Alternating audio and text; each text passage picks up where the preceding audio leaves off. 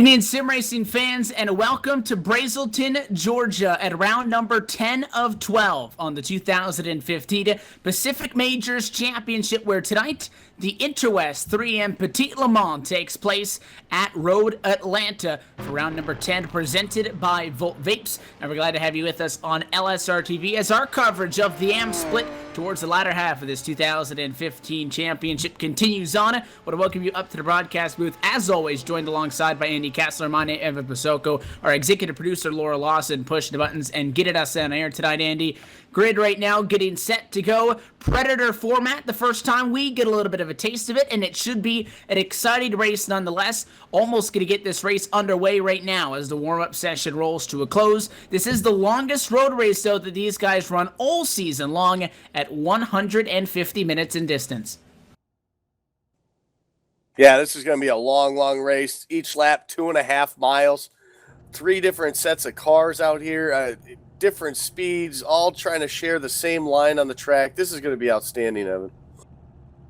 So with that Predator format, for those tuning in that may be new to it as well, there are 3 different classes on track tonight. However, you'll notice you're going to see no differential between those classes up on the ticker. It's because they're all running together. You have GT3, GT1, and Prototype right now. You can see the GT3 cars taking to the grid behind the American Childhood Cancer Organization Ford Mustang GT pace car. GT3 cars are going to lead us to the green flag and get our 150 minutes away, or 2.5 hours of Atlanta.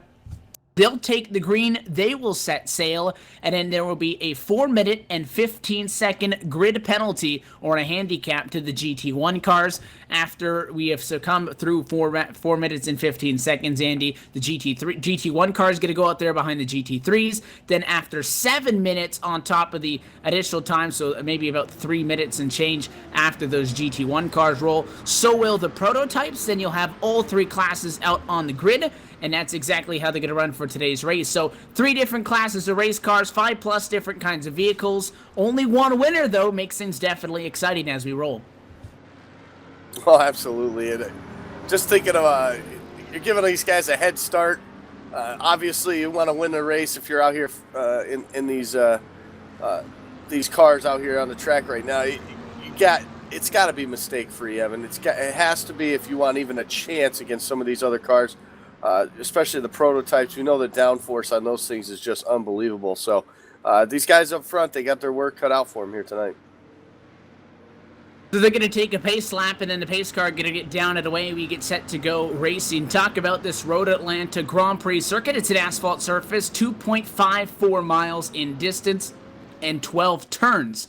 If you're going to go start to finish here. The lap record is 1 minute and 6 seconds, and that's a Peugeot Sport LMP1 that was set in 2008 by Stefan Sarazan, a 106.242. Not sure we're going to be quite at those speeds here tonight with this AM split. Looking at the fastest times in practice, Brett Trosen, fastest on track in the 944 with a 1:15.352. But I suspect that's one of the prototype cars not currently on the track, as the prototypes have to wait for their handicap to be served. But this is an interesting racetrack when you talk about the layout. Down high speed, right turn, then quarter number 1, and the S is technically before turn 5, but I mean, you got 2, 3, 4, 5. That left side of the racetrack, if you're looking at a track map, there's a lot of different turns, very much so a rhythmic section, and you take a look where the field goes right now. This as well, one of the better passing zones on the racetrack as they head down a very long straightaway into 2 sets of 90-degree corners for 6 and 7.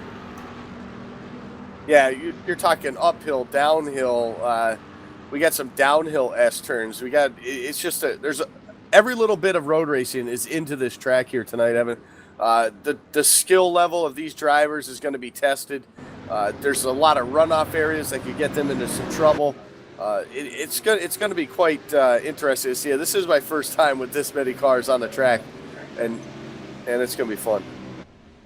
And the green flag drops. Underway we go. Start the clock at 150 minutes. Start to count it down. Green flag flies and the Interwest 3M Petit Le Mans powered by Vapes is green, and already your race leader off the track, Mike Franklin. A little bit hot that time, down through corner number 1. He'll drop a position as these GT3 cars get us underway. It is going to be the Northwest BMW of Gary Nichols taking the early race lead. Franklin drops to second after getting out in the grass there. And Road Atlanta, like many of these other tracks that we've been talking about, does not have a lot of runoff space. It's very much so a natural terrain road course. You get off into the grass there. Mike's lucky he got a handle on that before he shot out into one of those concrete barriers, so he falls to second. Still stays in front of Jason Grace, who rides right now in third. Donovan John's going to be scored fourth right now on the circuit. You have David Freeboth as well. He has started. Mark Redeker, Chris Pence, Nick Hunt, and Trenton Barrington, all the way through the top 9 drivers, have started this race. Those are the guys active on track right now. Still about 4 minutes away before you see all the GT1 drivers who currently are sitting in their pit stalls before they're able to get out on track.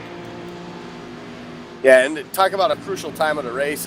I know it's the beginning, but these cars right now, Mike Franklin leading the way, they've got to get the quickest lap times they possibly can to get as far of a jump as they can off these other guys. As you can see them as they go by pit lane right now, all those cars just waiting to get that green so they can get out on track, watching these guys go. And as a car in the higher class and with the higher speeds that you carry, I think it puts more pressure on them, Evan, that these guys have a head start. You can't make any mistakes. You know you're faster, or you know you're going to be faster. You just got to be even more smooth, I believe, than these guys. And you obviously know, again, that those higher classes are going to be faster. So the question you ask yourself is a 4 minute and 15-second handicap between a GT3 and a GT1 car enough to survive you 150 minutes? Is 7 minutes enough for you to outlast the prototype car? Well, you're looking at lap times of about 1:20. Right now, your race leader, Gary Nichols, 1:27 that last time through. Again, that was the opening lap, including getting up to speed. He is still the current race leader with 9 drivers actively on track right now. They're spread all the way throughout your race leader, and 12 seconds back to Trenton Barrington. The GT3 cars on track right now consist of the BMWs and the roof seal. See the GT1 cars hit the track momentarily. Those will be the Aston Martins and the Corvettes, and then the prototypes going to be the new Corvette C7 Daytona prototype on the racetrack right now. So the BMWs and the roofs you're seeing now, those are your GT3 cars. Is that enough time? That gives you a couple of laps on these guys. So as those faster cars are coming through, Andy, you're going to have guys who are fast, if not leading in their division, quote unquote, but as well for the overall race lead. You're going to be getting passed by those guys in other classes, but it's going to be interesting for those guys in the prototypes, I argue. You got a fast car. You are significantly further behind, but I mean, you look on paper, you got to think the prototypes could be the favorite for this race. They got a lot of traffic to get through, 60 seconds on the clock till they let the GT1 cars roll off of the pit lane. Yeah, the speeds that those cars, the prototypes you're talking about, are going to carry is a lot, but you talk about a 7 minute gap from the time they can get on the track to the time that these guys have been out there.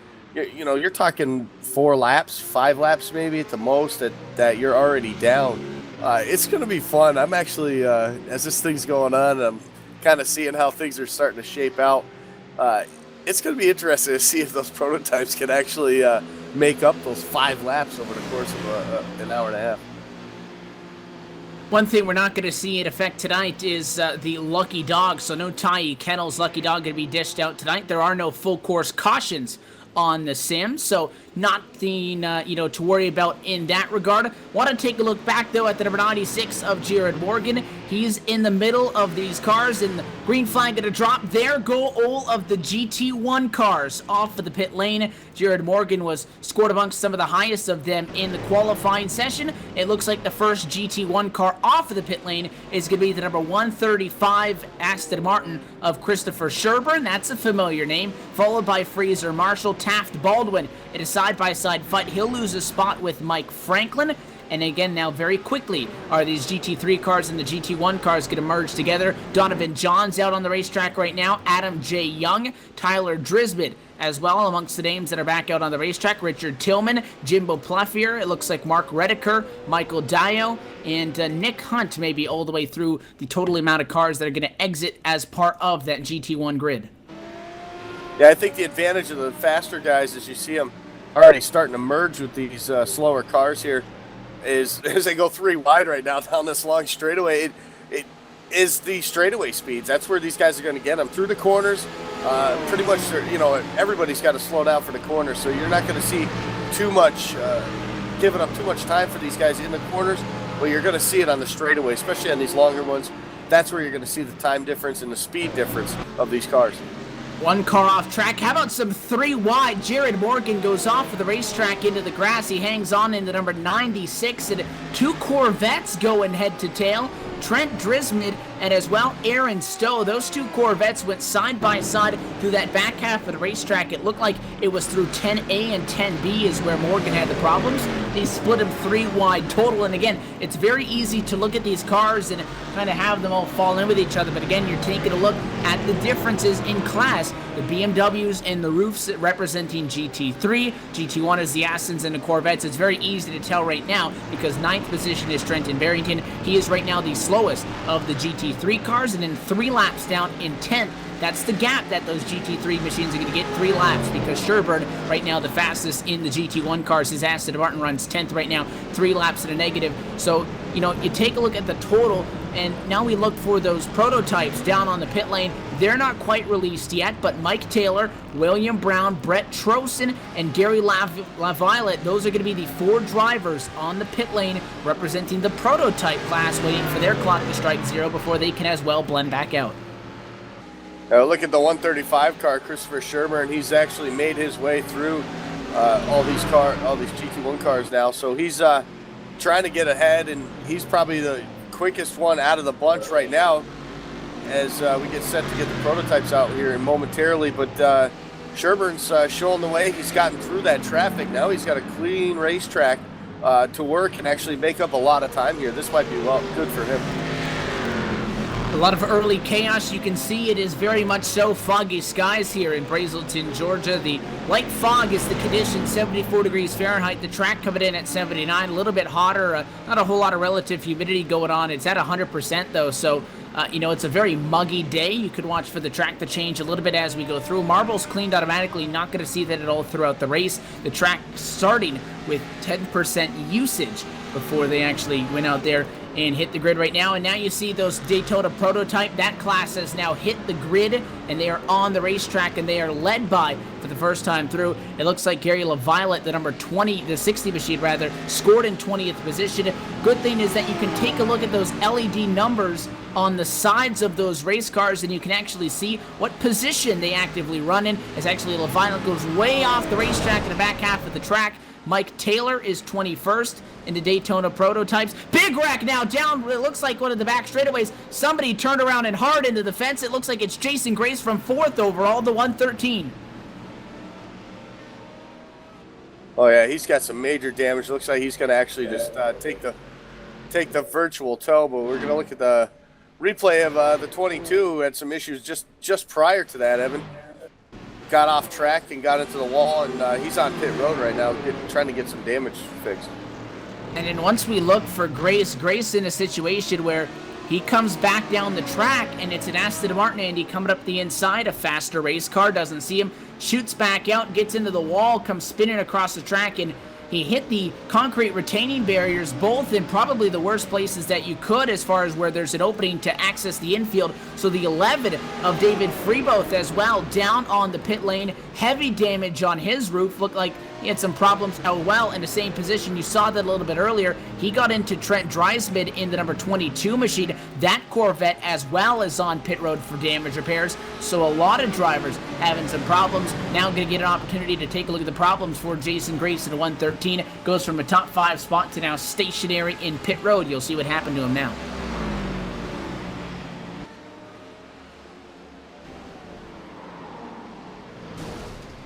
So with that, these guys try to catch a breath and get going. Spinner, and it's your overall race leader into the fence. Gary Nichols, the driver of the number 8 machine, his BMW representing the Northwest Club, Andy, spinning and into the inside concrete retaining wall. He was just 0.2 of a second in front of Chris Pence, who will now take over your overall race lead. Spun it, got into the fence, got some damage. It looks like it is some pretty severe damage on the front of that. He'll get back going. You'll take a look at the replay now. You talked about limiting mistakes early. We've seen plenty of them so far. Oh yeah, and like you said, it just seemed so perfect how they timed these cars, how they came off pit road and came right out behind the slower cars. Each segment that they've come out now so far, it's been that way. So it just seemed that excuse me, it just seemed that that was the case with all of these, and it seemed kind of interesting how it worked out that perfect. So there's not many kinds of races where you'll see the race start with a lot of guys 3 laps down, a lot of guys 5 laps down, and as the race progresses, less cars are laps down. Look at the speed difference there, though. The 73 of Chris Pence is your overall race leader. No problem for Brett Trosten and Mike Taylor to get around him. Those are the top 2, actually those are the 2nd and 3rd running prototype cars right now on track. Your highest running prototype is William Brown. He's spinning as well and wrecking for the overall prototype leader, the 442 of William Brown now into the fence. He wrecks right at the pit road entry and he's bringing it down for service.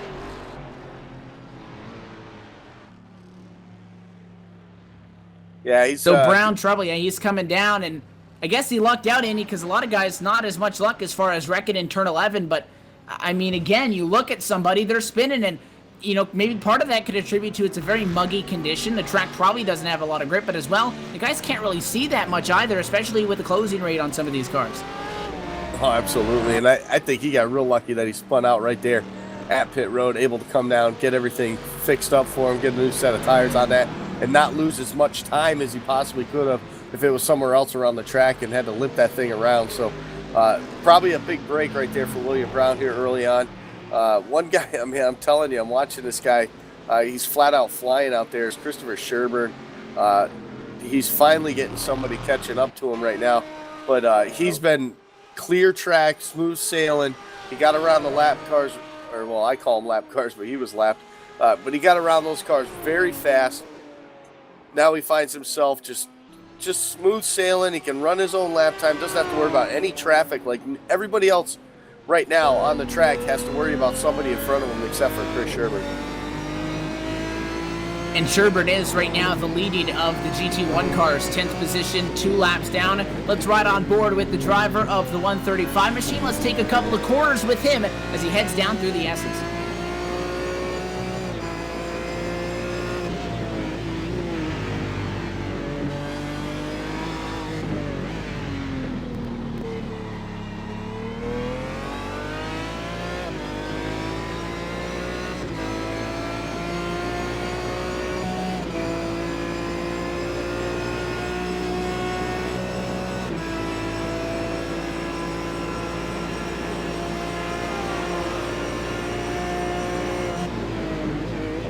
162 miles an hour down to turn 10A through 10B, up the hill under the bridge, and then you'll hit turns 11, turns 12, almost full throttle quarter if you got it set up right, and he'll full throttle all the way through sideways. Nobody's gonna spin. Big trouble for Christopher Sherburne, the 135, the fastest guy all night. Andy, we follow him through there, and I said that's about a full speed corner if you can set it up right. You know he was digging for it. He got the right side tires on the curb, and he wrecks. Yeah, too much curve. That's exactly what it was as we get the replay up there. You can see him kind of wheel hop it through the corner there, over the curve, and as soon as he gets flat back out on the pavement, the car just breaks right loose from him. Hits the wall pretty hard on the inside of the pit wall there. He has to take the toe. He has to take the toe as the replay goes up. And fortunate or unfortunate, it was close to pit road, so the toe itself should not be that long. And it seems like every time we take a look at somebody, they find problems. Sherburne, again, by no means an unfamiliar name here, talking about how strong he has been, especially on the road courses. 2 weeks ago at Monza, had a very good run. Now, this could put, I believe it's going to be Taft Baldwin in control of those GT1 cars, because just in front of Sherburne, you had the roof of David Freeboth, who was the back half of the top 9 at that time. So it is going to be Taft Baldwin now, who will be the driver that we need to look to gauge how those GT1 cars are doing. And you can see behind him, there's another GT1 machine, the Aston Martin. of, I believe, that's Jimbo Pfeiffer, and then just behind them, more Daytona prototypes trying to come through. Mike Taylor, followed by Brett Trosten, 4 laps down. They're not the highest, they are the highest running of those prototype cars. They've already made up a lap. The GT1 cars have already made up a lap as well, and we're no more than just about 15 minutes into this race.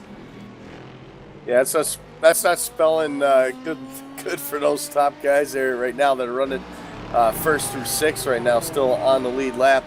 We'll call it the lead lap since they're all running those, but guys like Gary Nichols, things like that, Gary Nichols we saw have problems already.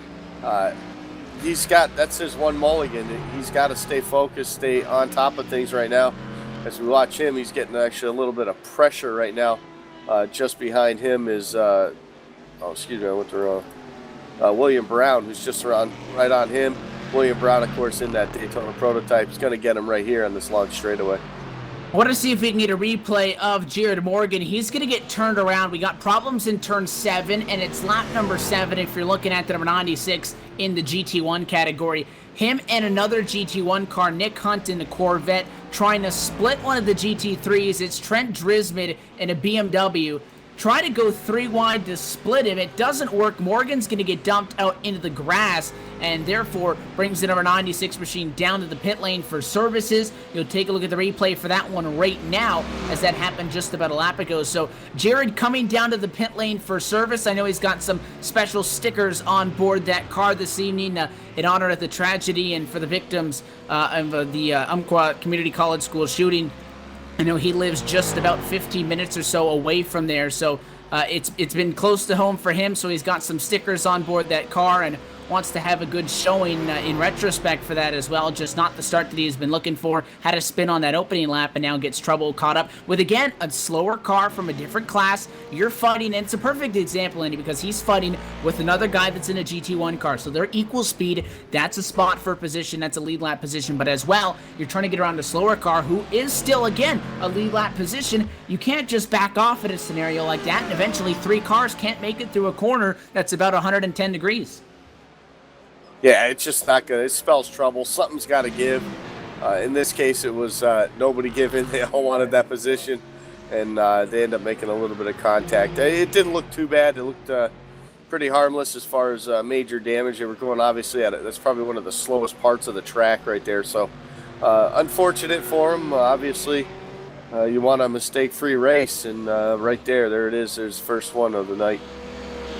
And we're hearing 8 minutes of repairs on board for that driver, so you never want to see somebody out early, but taking an eye on the TV cameras, catching up as the crew services that race car. 6 drivers on the lead lap right now. So far, they're all still GT3 cars. Trenton Barrington, first car, 1 lap to the negative of the lead lap, which right now is lap number 14 for Chris Pence. Pence doing a good job. We got somebody heavily damaged and limping up through the first few corners. Pence going to get around him. It's Donovan Johns. Big problem for the driver who sits P5 overall, and he had a spin down through turn 1. Same thing with Sherburne, a little bit much curb. No, he didn't get the curb. He just got in there a little bit too hot, and he couldn't slow that car down. Head on into the inside retaining wall for the Volt Vapes entry. Big part of allowing us to be a part of this AM split. As always, these Interwest 3 and Petit Le Mans tonight, powered by Volt Vapes. Tough break for Donovan into the inside wall. He as well, Andy, on the virtual hook and pit road bound. Yep, pit road bound. That's another one of the guys that was on the lead lap. Not going to be good for him. And, you know, we talk about these guys getting a head start in those GT1s, and they have to be mistake-free. I mean, they're literally, because of the speeds they carry, and any mistake like this where he's got to take a hook, get into the pit road, anytime they get a pit road like that or have major damage like that, it spells trouble for them because these other cars are going to get their lap back. Jason Grace off the racetrack. He spins it back around right in front of the number 22 Corvette of Trent Drismid, and that Corvette having to take evasive action. I think he was coming up through the S's there. Turn 5, and there's a slow car in front of him. He tries to give a little bit more wheel, spins out, and kind of hits the end of the tire barrels there. Doesn't get a whole lot of damage, but it costs Trent a lot of time. You saw the initial spin from the 113 BMW, and then the Corvette spinning, trying to avoid him.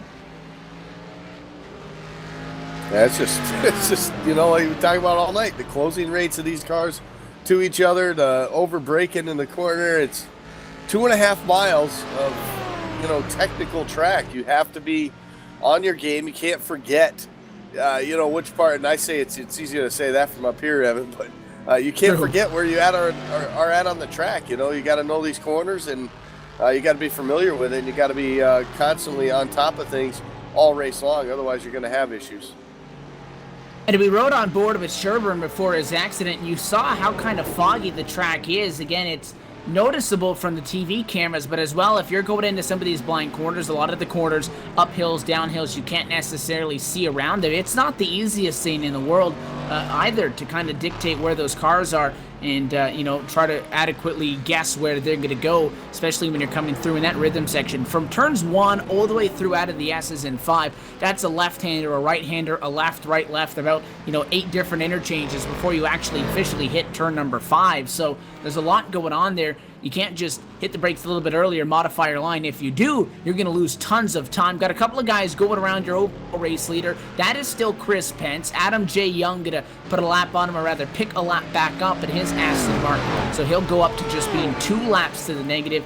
Pence right now trying to get clear. Nick Hunt going to put a move on him in the roof. So that's another car in that same category, and it looks like Hunt going to let him go. So Hunt falls off of the lead lap. He's as well as in a GT3 car. So is your Grand Prix leader. So Hunt going to drop down a race at the moment. Pence gets through no problem. The next driver trying to get through your race leader would be Fraser Marshall. The 007 asked a fitting number to the inside, and it looks like he'll try to pick a lap back up. He'll go from 3 to 2 laps down. Makes the pass going into quarter number 6. See the raw speed, the difference in speed on that long straightaway between the 2 different classes of cars. So that's definitely where these guys in the faster cars have to make up their time, but they have to do it without making mistakes. And so far, Fraser Marshall's doing a great job here. Been watching him the last few couple of laps, and he's been doing a heck of a job. So we take a look, things spreading out for the most part. Got a couple of cars grouped up, but no contact, and it's going to be Trenton Barrington sent off of the racetrack. It looked like he got hit in the back end, and the contact coming on behalf of Taft Baldwin. Those 2 drivers make contact. Taft sends him up the hill. He's going to go through in his Corvette GT1 entry. He's got Trosen behind him in a prototype as well. You have Jimbo Pafire coming through. That's one of the GT1 cars behind them. A GT3 of Jason Grace. It's about 5-6 different cars representing all 3 different categories, and they all jumbled up into a very high-speed, high-braking turn 1, and one of them just didn't make it through.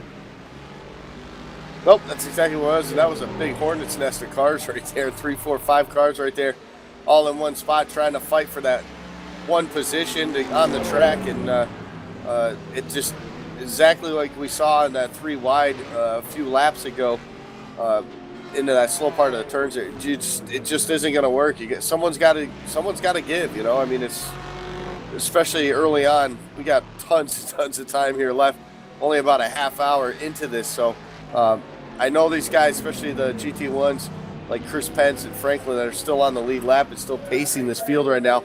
Those guys really got to be patient as far as letting these guys go ahead of them and not make any mistakes.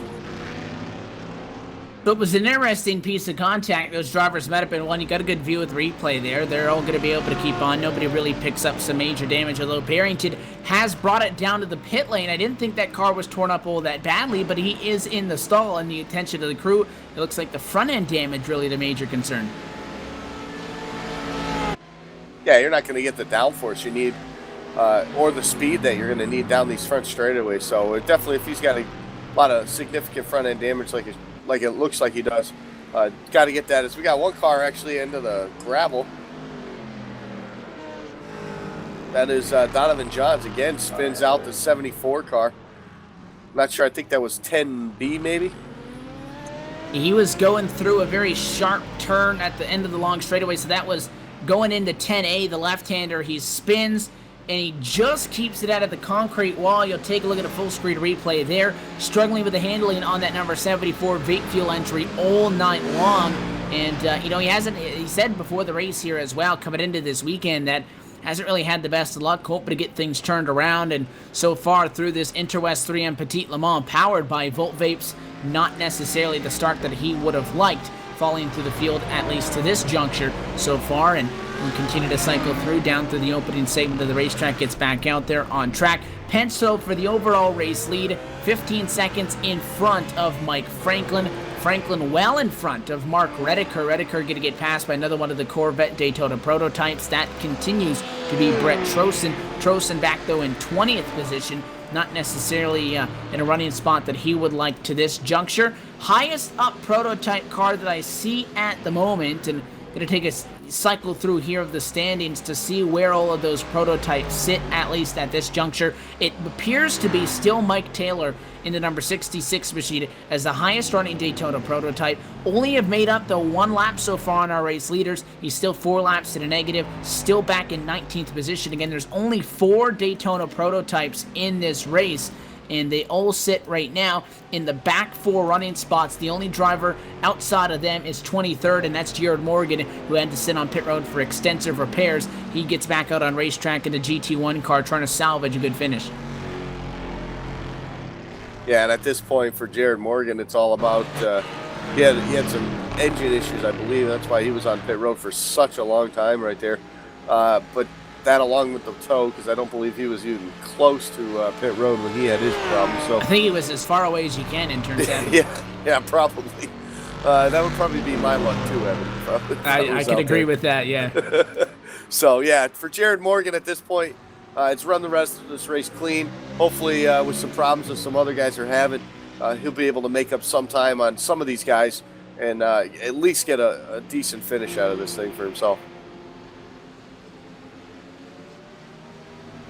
So you got your highest running Daytona prototype right now, Mike Taylor back in 19th. The rest of the Daytona prototypes sit 20th. Same lap as Taylor is Brett Trosten. Gary LaViolette is 21st. He's 1 more lap behind them, so he's still 5 laps off to the race leader in 21st. And then William Brown is 22nd, and I believe he's off the racetrack right now. We've already seen him have some problems tonight. Second time, though, the 442 goes around, and it looked like he got the tire barriers that time as he was trying to make up some speed on one of the GT1 Corvettes. Gave it a little bit too much, spun it around, and he actually had to sit back end up first against the tires for quite some time before he was able to get on track because there was no clearance. Yeah, that's the other thing, is pulling out in front of all these cars. You got to really be real careful about that. And obviously losing a lot of time. He's got a fast car, though, so I mean, he's got one of the fastest cars out here. So, another car right off the track right in front of him.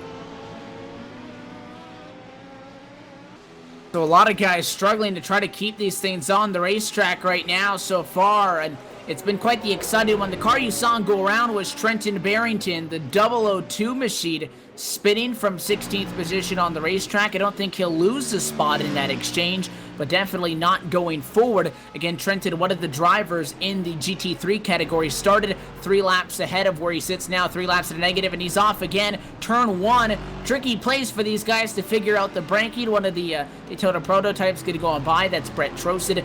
And a lot of these road course racing events, and especially these guys, because we talked 2 weeks ago it was with the Italian Grand Prix, Andy, is that these road course events typically are actually shorter than the oval events because they're most likely lap based. If you're talking about the F1 races, round 11 on the championship coming up in November is going to be F1. It's going to be the Brazilian Grand Prix at Interlagos. That one is a lap based event at 71. We also saw a little bit earlier on in the season, we did one of the 2.4 hour races already, that one at Sebring. So you know, you talk about races like that. This is the longest road event time-wise that these guys have to race on all season long at 150 minutes or 2.5 hours in distance. No walk in the park, and it is very foggy. Again, we keep talking about that. You can see it. So that may be, to a description, causing a lot of these guys to struggle to find their braking zones. Yeah, and especially you throw in when you're climbing uphill, and when you get to the top of that hill and you got to turn left or right, that can be very, very tricky, especially in some foggy conditions like that, because it's all about timing when you're trying to get into these braking zones. It's all about, you know, finding that mark on the wall or finding that mark on the track itself, or you know, for every driver it's different, but in the foggy conditions like that, it might be tough to see that mark every time by. Race leader Chris Pence last time with a 1:21.4, so lap time's rather consistent. The top 4 cars, again, everybody on the lead lap right now, still one of the GT3 race cars that started up front. It's Pence, Franklin, Redeker, and Nichols. Nick Hunt is sitting in 5th right now. He is, well, one of the GT1 cars that started up at the front of the field right now. That looks like he's driving one of the BMWs. P6 overall right now is David Freeboth. He's in the roof machine. The number 11 for Club Northwest scored in 6th. 7th position is the first Aston Martin that we see. Jason Grace, the 113, 7th position right now, and just 1 lap down as we see more problems for Donovan Johns. Hello, one of the Corvettes got to go off-road to get around him. You got a good eye on that one. It looked like Stone has to duck away. Yeah, Aaron Stowe had to make some evasive action right there because it looked like Donovan Johns was coming back up on track and he was closing in a hurry with Stowe, and he did a very great job there hanging on to that thing. Because you know, in conditions like this, very foggy like this, you know that grass is slippery. And he got out there, was able to keep that thing straight. You have to literally just steer. You can't use brake, you can't use throttle, or that thing's going to go around in a heartbeat. So great job by Stowe right there. And just another one of those, wipe your brow, take a deep breath, and get back at it. So with that, I'll try to go back to the synopsis on making it the standings. So in 7th spot is Jason Grace, I had mentioned. That's the Aston Martin right now across the start-finish line, and actually Grace this time down to 1. Actually, he's one of those BMWs I had thought. So the actual race leader as far as the GT1 cars is Jimbo Fafaya right now. The 00 probably in the best spot overall if you're talking about those GT1 machines. His Aston Martin still 2 laps down, but again, they started 4 laps down, so no more than just over a half hour into this race, and you could say he's already halfway back up to where he's shooting for. Yeah, I was just watching a couple other guys having some issues. Michael Dow with a 014 had some issues right there getting off track just a moment ago. Able to right the ship, get back on track, and head back up to speed, but man, it seems like the conditions, I think, might be troubling these guys quite a bit here with the speeds that they're carrying and maybe the sight, the amount of sight that they can see or the distance that they can see. And you look for things to start to maybe calm down a little bit, but again, everybody's still trying to get a handle, and they've done plenty of practice. Again, they had a 3-hour warm-up before this, but I mean, they've been doing their QCon for quite some time, the last couple of days, qualifying in for this race alone. And based on, you know, that the cut between making the pro split and the AM split, there was a notable gap, I guess. Oh, we got a big spinner, trouble down in turn 1, a lot of smoke getting kicked up. It looks like everybody gets through, but it looked like somebody was sideways in the middle of the racetrack trying to see if anything did happen down there in turn 1. I don't see anybody torn up, but definitely somebody ended up down in that sand trap, and it looked like it was simply Trenton Barrington getting a little bit off track. Not the first time we've seen the 002 off, and that one really wasn't his fault. It looked like Fraser Marshall didn't give him a whole lot of space going through there. Marshall, faster car, trying to dictate, I guess, that he gets the preferred lane through one, and the 002 just had to watch out. Yeah, it's one of those, just let them go. You know, I mean, everybody's different. And you're in the zone here, and you're trying to hold your line. You're trying to just get every lap you can as fast as you can in the car that you got. So, just one of them things. It is what it is. You run out of racetrack, gets up in the dirt, no harm, no foul. Everybody's still moving. Well, taking a look, I think the driver that ran the most laps that we're seeing right here tonight, Jared Morgan, ran 232 practice laps. Gary LaViolette ran 274 laps of practice. So, you know, we're not going to be going lap-based, but we're not going to hit that many. So these guys have gotten plenty of practice in. But it's interesting that Morgan and LaViolette, you know, maybe not by their own cause, but have had problems tonight for the guys that have had the most laps. That's because the track may not necessarily be the same. But the big thing is, I noticed, is that you can practice, and that's fine. But this is something that we talked about at Darlington, where we saw the Interwest 3M Southern 500 in the Cup cars at the Darlington Raceway, Andy, is that practicing is one thing. Sure, you can hit your marks, but you can hit your marks when you got clear skies and there's nobody else around you. But really, if you're in a GT1 or a GT3, you've got to keep watching out from behind. And if you're those prototypes, you just got to hope that they see you there. Yeah, you're coming up on such a high rate of speed, and it's all about, well, as we got a car off in the dirt there. Trying to figure out who it is. But it was a red machine there. But anyway, yeah, like you said, they're coming up on these guys so fast. You got to hope, like, maybe that they have their, you know, their spotters letting them know that these guys are closing fast, you know, or a whole lot goes into it, Evan. And like you said, the prototypes, you pretty much, you're the fastest car on the track. You got to hope that these guys are watching. And a lot of times, you know, getting at these road courses, you get in such a zone of hitting your marks that you totally lose track of who's around you. And it can happen in such a hurry right here at this place, especially with 3 different classes on the track. Well, I'm noticing that a lot of guys, especially the BMWs, have quite their fair share of damage so far on the front of those cars, not having the best of luck, at least to this point through in this race. Talking about how guys try to move forward, guys falling back, still nobody making any major lap gains, and more trouble we're hearing for Trenton Barrington, the 002 machine. He's actually turned all the way around at a turn number 1. Got to be careful not to back up because that's a blind corner for him, and he'll actually have to take the virtual tow back to pit road. He thought about putting it in reverse, but from where he was sitting, there was no way he could see around that corner, and if he backed that up on the racing surface, that could have been really, really bad. And for the second time tonight, you know, he just takes the corner a little bit too wide, and that time that we smacked the tires after sliding through the sand trap.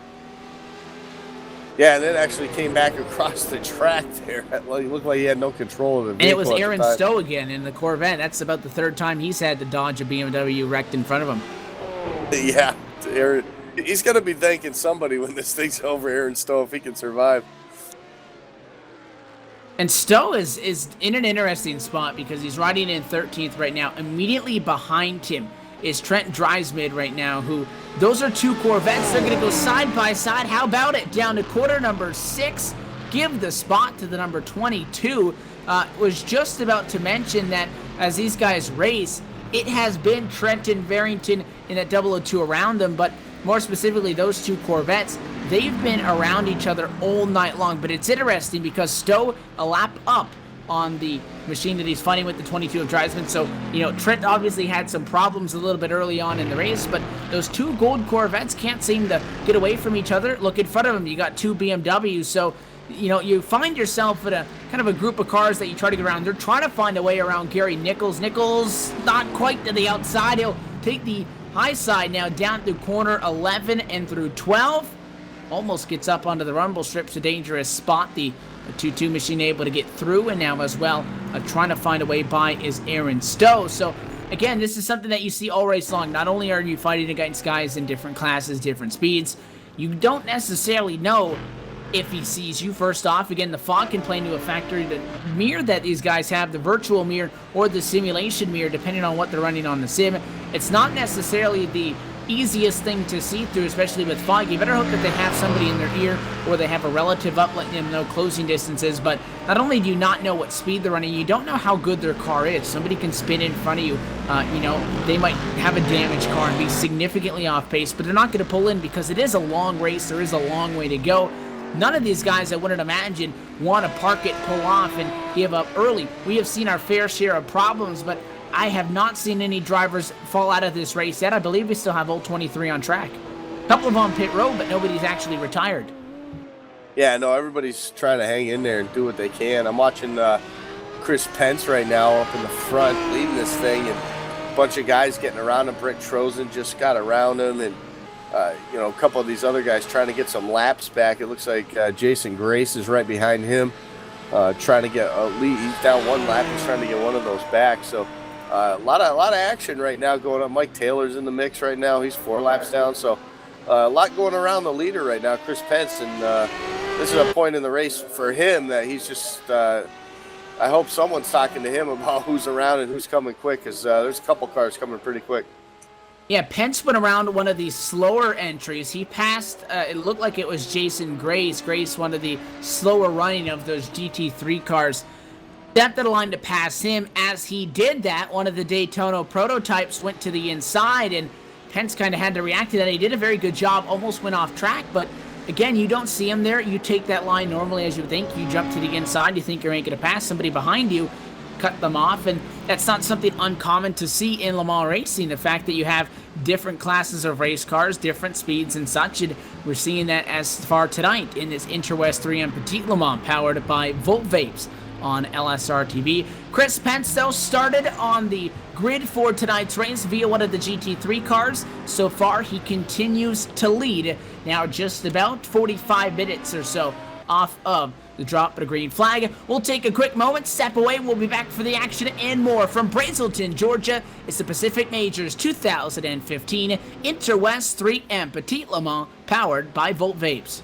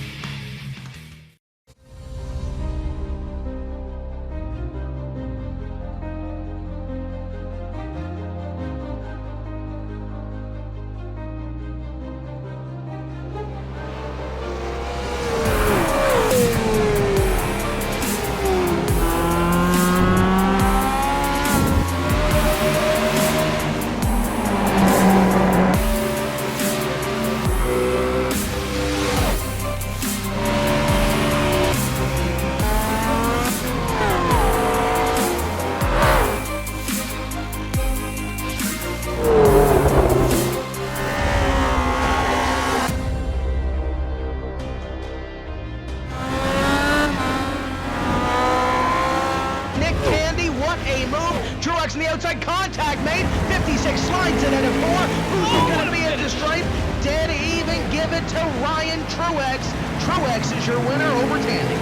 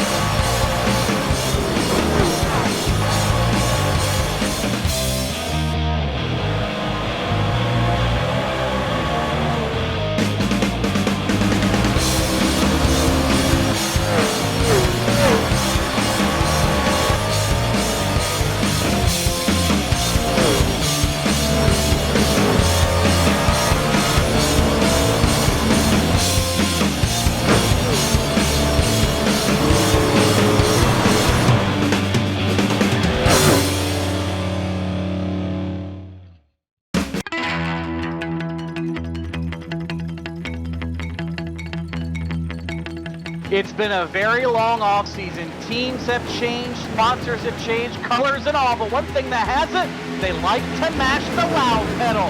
Green flag is out on the 2015 NASCAR Peak Antifreeze Series season. iRacing is the ideal platform for these broadcasts because we have the best racers, the best online racers in the world, and we have such a variety of racing, from NASCAR to Grand Prix style racing, sports car, endurance racing. We do it all. Since 2010, the iRacing.com World Championship Grand Prix Series has been the absolute pinnacle of road racing in a simulated form. Great start then by Yakoda from the front. They're packing up behind number one. They're going to be 4 wide as they come down into turn number 1 for the first time. Will they make it through that first corner? You can see them funneling through the center S's. It looks so...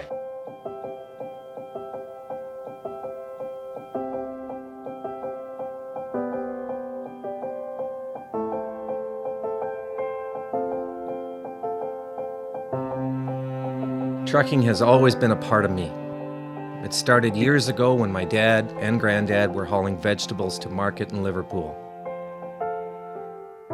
The family immigrated to Canada in the late 60s and settled near Alliston, Ontario. I bought my first truck in 1982 and Mercer Trucking was born. Today, Mercer Trucking has over 50 trucks and terminals in Toronto and Los Angeles. Our storage facilities at both terminals can handle any size of distribution needs throughout North America. We service the continental U.S., including Hawaii and Alaska. We run over 120,000 miles per month and some of the best equipment on the road today. We specialize in less than truckload shipments, show freight, we do rush team service deliveries, and haul your refrigerated or heated product. Our regular team service from Canada to California is second to none, and our staff and drivers are among the best in the business. I'm proud of our people and what they can achieve. Trucking is in my blood, it's my livelihood, and it's what I do best.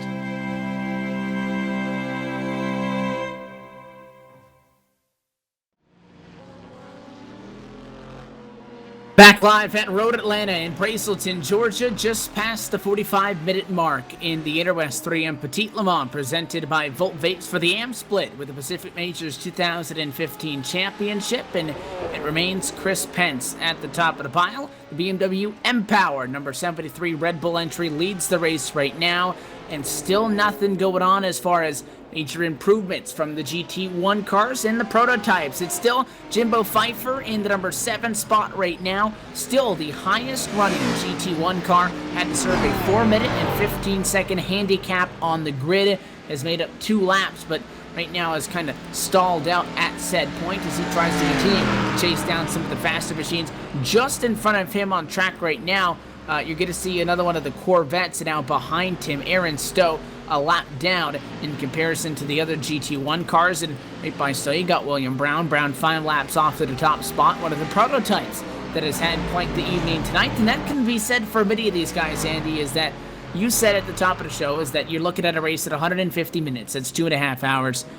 You're not going to win the race from being a little bit quicker than the other guy every single lap. You're going to win the race from not making mistakes. Well, a lot of guys have had said mistakes here early. Sherburne, almost a big problem that last time through, got the curb. He sent the cone flying towards the grandstands. No problems, though, there. But curbs have not been a friend of the number 135. No, it hasn't. I look at one car right now out in the grass, William Brown having some more trouble in the 442. He got into the gravel pit. That was right around Jimbo Pfeiffer, who I had been watching the last few laps, and I can't say that I've seen an issue yet for the 00. Jimbo's been running a fairly clean race here all night long, and he's doing a heck of a job, starting 22nd on the grid there, so he's already up to 7th, 2 laps down now to our leader.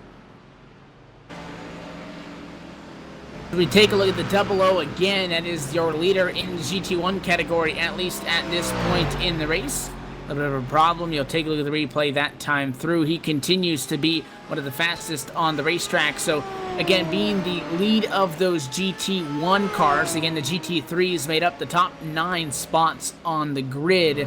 And then I believe grid positions 20 to 23 were all the prototypes. So he's made up at least 4 spots. And 1 car off track in front of your overall leader.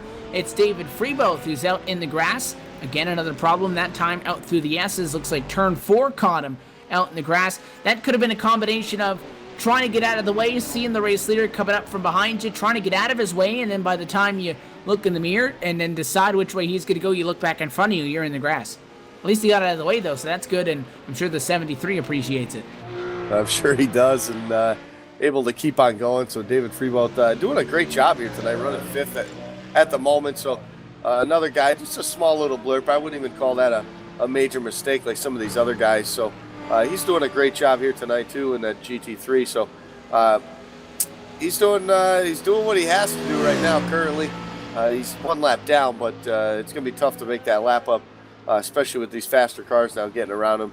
Like we just saw Jimbo Pfeiffer just get around him. I believe Trenton Barrington may be done again. We saw him have his problem down to turn number 1 a while ago.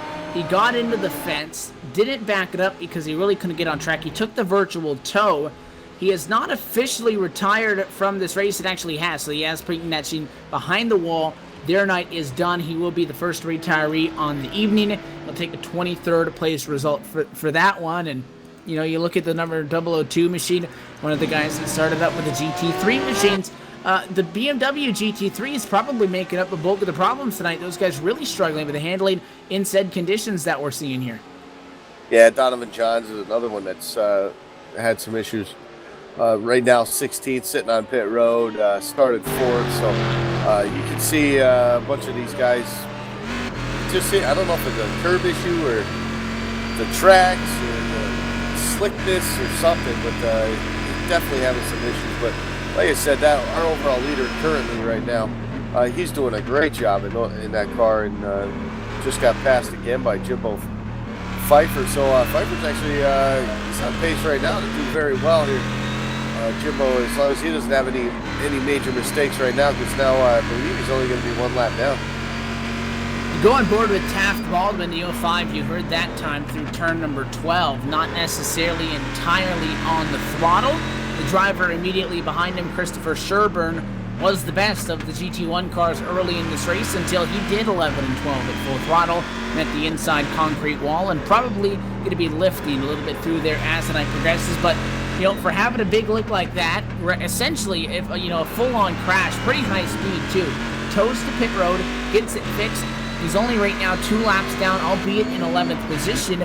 But if you look at a guy, you know, like Jimbo Pfeiffer right now, who has taken a big step in taking a lap away from Chris Pence just about a lap and a half ago.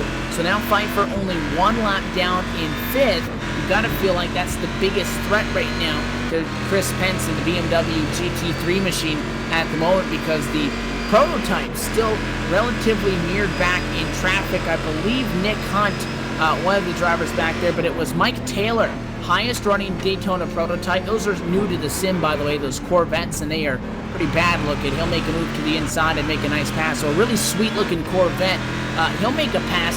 He's up to 15th, but still 3 laps down.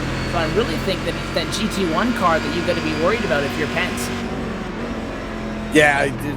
That car is just, especially the 00, he's just, he's on a roll right now. Like I said, I watched him for a few laps while we were gone in commercial, and just very smooth on the brake, very easy. I didn't, you know, not at any point, not smoking the tires, not over driving into the corners.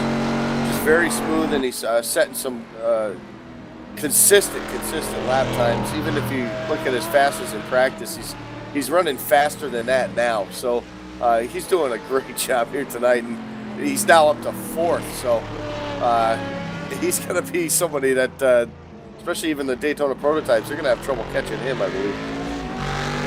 Michael Dios kind of had a quiet night tonight in the 014 machine, the Aston Martin, riding right now 13th, 3 laps to the negative, part of that GT1 category group of race cars as he works right now. In front of him is Aaron Stowe. Stowe's had his fair share of problems. Behind him is Mike Taylor. Taylor, the highest running Daytona prototype to this point in the event. So not necessarily a very strong run, but quiet nonetheless. And I guess quiet's been pretty good tonight, considering that every time we've looked at somebody, they've had a problem of such. So keeping it clean, riding your own race, try to pick away. And again, you still have a long way to go if you're going to be making up time. About 5 minutes away from the first 1 hour mark in this Interwest 3M Petit Le Mans event. And at that point, then you look at it and you say, okay, we got an hour and a half to go. Can you make up just as much time in that second hour as you did in that first hour? And then you get down, next thing you know, there's only 30 minutes left. And at that point, you will have a pretty good idea of, you know, where everybody's going to be running and how fast they are, how well they may be able to make up things up. So it looks like there's still 22 drivers on the racetrack right now. So far, our only retiree has been Trenton Barrington. And it looks like Jimbo Pfeiffer coming down pit road, the fastest driver of the GT1 cars, needs to come down to get some service. Don't believe that's via any sort of an incident. I think it's a scheduled stop. Yeah, I believe that's just a scheduled stop for fuel for him. Obviously, this guy's been out here for an hour-ish, roughly. So, yeah, he's on track, or on pit road, I should say. Just his normal service. Get some tires, get some fuel, get back out there, and hopefully he didn't lose his groove. So with that, Pfeiffer probably going to lose that 1 lap to the negative status. Again, he just got that from Chris Pence. So Pence going to get back out on the racetrack right now. Pence never actually came down, but it's going to be Pfeiffer getting back out on track. I believe that's going to put Pence back up 2 laps in comparison to him. So that's good news in that regards if you're talking about the 73. But yeah, we have seen a couple of guys trickle down pit road. Obviously, every single race car in each respective class going to have different limits on what they can go on fuel, what they can go what they're comfortable with, I guess, on tires. That varies as well throughout the night, but pit stops are a relatively small factor in a 150-minute race. You can talk about any guys trying to shave off a pit stop here or there, but you know, in 2.5 hours, you're not going to lose or win a race based on pit stops. You're going to lose or win a race based on what you do out there on track and the lack of mistakes, the discipline, I guess, really, that you set yourself upon. Pence going to lose a spot there. It's going to be Aaron Stowe to the inside, so that Corvette going to bump up 1 more lap. He goes from 3 down to 2 down as he goes around your overall race leader, who's essentially led this one all the way from the start after Mike Franklin, who led us to turn 1 for the first time, overshot turn 1. He's been second ever since, but now 30 seconds away from the 73. Yeah, he's been quiet up until that first problem he had on that opening lap into turn number 1. So Mike Franklin, we haven't talked much about him since that point, but he's done a great job just hanging in there and riding his race and knowing his limits. Christopher Sherburne going to be coming back down pit road. The 135 Aston Martin has had a fair share of problems tonight. He's going to come down for service, and he was involved in a big incident at a turn number 5. Not of his own fault. It's actually Nick Hunt with the first problem. That's one of the GT3 BMWs. Through the left-hander of 5, got a little bit too high up on the curbs. He ran out of runoff space, found himself in the grass, and we'll try to get a replay up for you here. It's a very strange incident because Sherburne, you'll see behind him, you watch this replay, Andy, I don't think he lost control of the car. He wasn't seesawing on the wheel. He just maybe forgot how long that runoff went. He just drove it straight into the grass. Car broke sideways. He would have nailed the wall if it wasn't for Sherburne. Sherburne gets hooked in the right side and makes pretty heavy contact.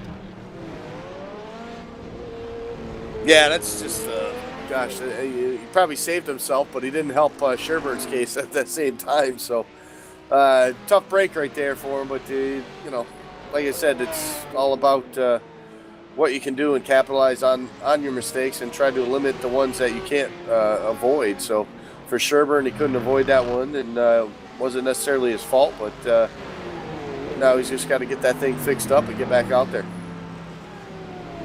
And when it rains, it pours. Sherburne, again, more problems on the evening. Going to cost him some time. Back down to 3 laps into the negatives.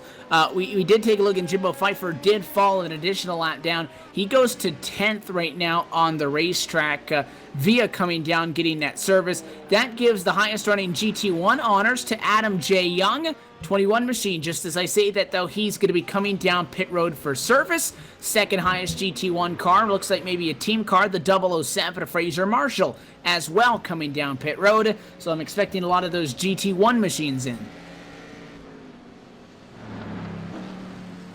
Yeah, those GT1s are going to have to come in probably sooner than later, I would imagine. We're going to keep an eye on Mike Franklin and Chris Pence. Obviously the top 2 guys right now. Currently the only ones on the lead lap.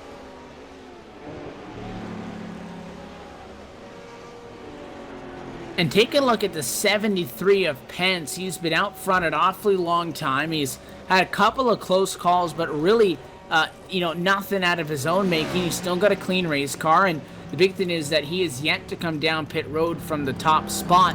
Mike Franklin started in front of him on the grid in first. Pence was slotted to start in 7th, although he made it to 2nd by the time they got to turn number 2 based on how they actually lined these guys up. Although the GT3 cars, as well as you expect, not only is the only thing working against the GT1s and the prototypes is the time, not just that, but as well, those GT3s probably able to go as further on fuel based on whatever restrictions were set for this race as well. That's something that they have working for them. But if you look at the basic math, it'll tell you that the prototypes and the GT1s will get there. Question is, how long does it take, and when they get there, can they execute with it? It looks like Franklin will come down pit road this time, so your second car overall in for service.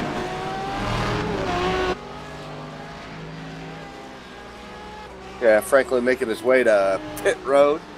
Obviously, some new tires, fuel, get back out there. Besides that first mistake, he's done a great job here tonight.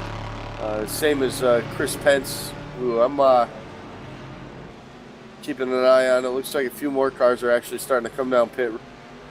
The 99 of Aaron Stowe says he's going to come in, so he's out there in that GT2 car, the Corvette, so he's coming on pit road here soon before he runs out of fuel. So with Franklin coming in, I gotta think that we'll see Pence in at some time. Franklin's in. He has some left rear damage on that car, damage that he did not have the lap prior to coming in for service. So I was going to speculate that maybe Franklin coming in strictly based on that damage that he had received. However, we now see Chris Pence come in and give up the overall race lead, coming down for service. First swing of service tonight for the Red Bull machine. He comes down from the race lead as the number 73 comes down. However, with Franklin pitting, next closest car being Jason Grace, 2 laps in a negative. So not only is he far ahead of the GT1 still, he is significantly ahead of his fellow GT3 competitors. I don't think it's a concern that he would lose the race lead as he comes in for service. No, Jason Grace just went by him as he was coming into his pit box. So Grace will get one of those laps back. He'll be only showing 1 lap down by the time Chris comes back out of pit road here. So you got to remember too, these pit stops for these cars are a little bit longer than such as the say the Cup cars or the Xfinity cars on the service. So a little bit longer these guys spend on pit road will not affect them too much because they all have to make that long, lengthy stop. So most of it's for fuel, though. Yeah, so they sit and they get that thing fueled up. Good fight going on right now for 5th on the racetrack. Taft Baldwin has it, and a Corvette, and behind him is Jimbo Pfeiffer. So it has actually been Baldwin taking over the top GT1 honor at this point. Pfeiffer started, again, he was up there, only 1 lap to the negative, came down pit road. I don't think we've seen Taft Baldwin yet. Taft pitted at lap number 31, so 10 laps to go, and Spinner behind him into the final set of corners and around, it's Pfeiffer. So Jimbo Pfeiffer, the 00, just came down pit road. Fastest GT1 all night long. He spins in turn 10, and he'll lose a lot of time. The 05 now has a stranglehold on that division. Yeah, unfortunate right there for Jimbo. But I guess, listen, at this point, I think everybody's made a mistake now as we just look. It looks like he just overbroke too much braking going into. Oh, no, he's around again. Pfeiffer around again. Got into the, looks like he got into the rumble strips there. Lost it again right there all by himself. So Pfeiffer twice in 1 lap. And you have 1 spin, and you kind of get shaken out of your rhythm. You'll take a look at the replay in just a moment. You got to regather yourself without losing too much time. Yes, there's still a long way to go, but no, you really can't afford to give anything up. And this race could be decided by not a whole lot of time. We saw some 3 wide a little bit further back in the back. Mark Redeker in the number 59 machine. He was 3 wide with the car in 1 division up and 2 divisions up. So he got split by a Corvette and another Corvette. He was the GT3 on the inside. The GT1 took the middle. The Daytona Prototype took the outside. That was on lap 43 with himself, Aaron Stowe, and Brett Trosen. That gave some excitement down that long and fast back straightaway. Yeah, that's got to be nerve-wracking when you're the slow guy getting split. You got 2 faster cars going on either side of you. It's one of those, just hold your breath, hang on to your car, do not turn, do not do anything, and let those guys go and then get back into it.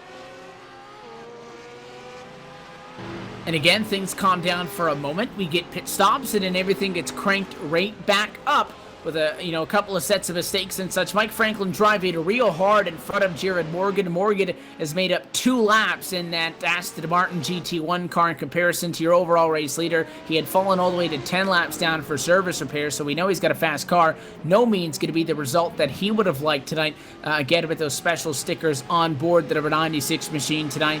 Not the run he was looking for, but again, at that point, it becomes to be a salvageable finish, trying to get what you can out of it, and you got to accept it and just play with the cards.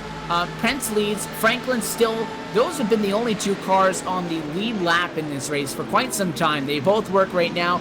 Lap number 46. Jason Gray still scored in 3rd, is a relatively exciting night as he sits 3rd in his BMW. Taft Baldwin is 4th overall, and again, via that, is only 1 lap down, and he bumps that number 05 Budweiser Corvette up to 4th on the board as the leading GT1 car, well out in front of Jimbo Pfeiffer, who has 2 spins back-to-back on essentially the same set of 2.5 miles. Not the same lap, but essentially within 30 seconds of each other to put him way behind. Pfeiffer just going into corner number 1. He now has one of the GT3s in between him and Baldwin. It's Gary Nichols in the GT3 BMW is 5th position right now, but Baldwin all the way down at the back half of the racetrack heading into turn number 6. He'll hit 7, then he hits that long back straightaway. Meanwhile, Pfeiffer just now hitting turns 2 and 3.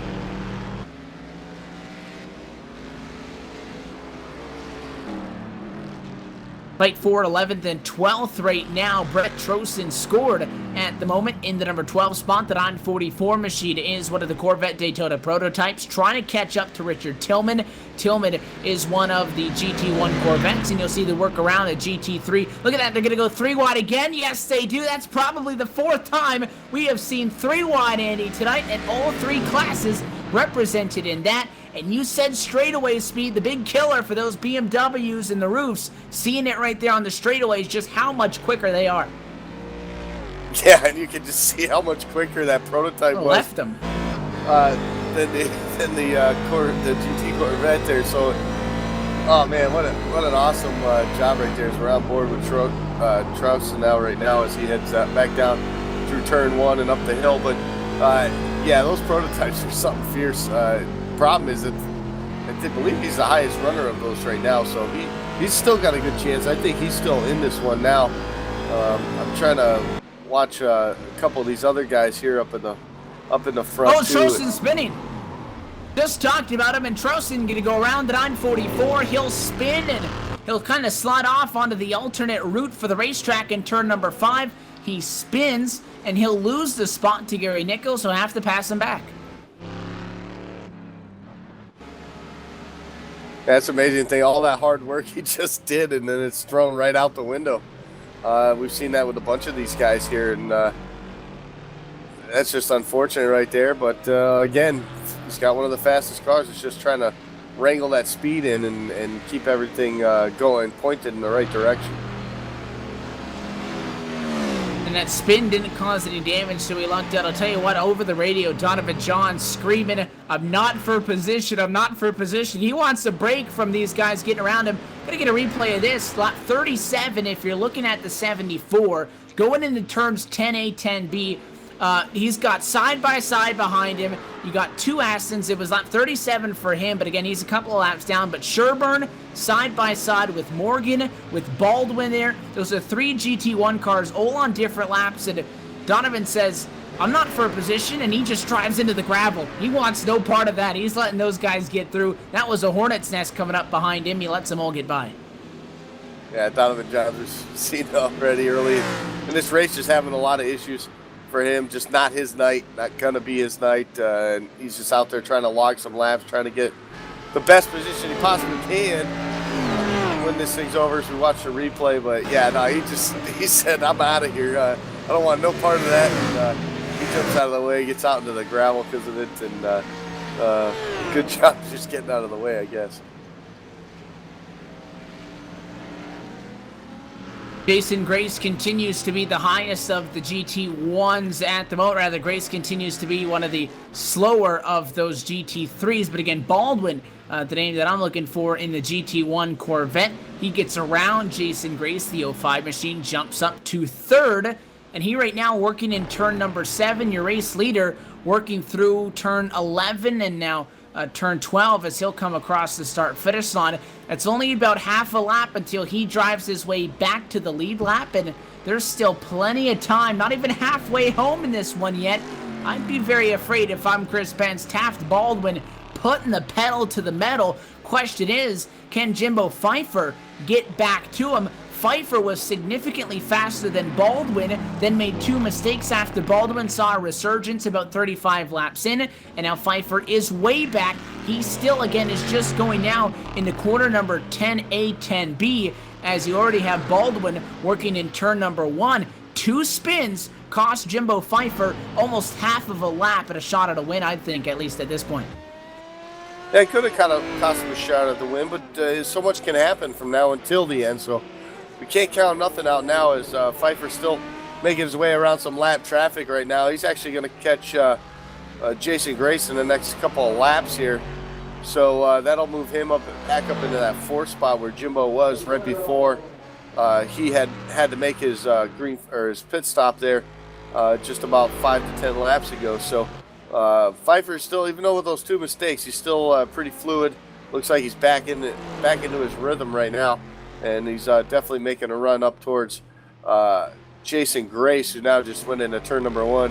And, of course, Pfeiffer just making his way to turn number 1 now. Oh, Nichols spinning around and big damage on the number 8 machine. That's a pretty big hit for Gary Nichols. Scored in 7th position right now, and it looked like he got a little bit sideways going up the hill through the S's, head into turn number 5, lap 49 for the driver of the BMW. The car broke sideways, turned the wheel to the right, nothing happening at all, and right on into the barrier. Turn 5, a very narrow part of the racetrack. He gets back out and he'll limp it to the pit lane.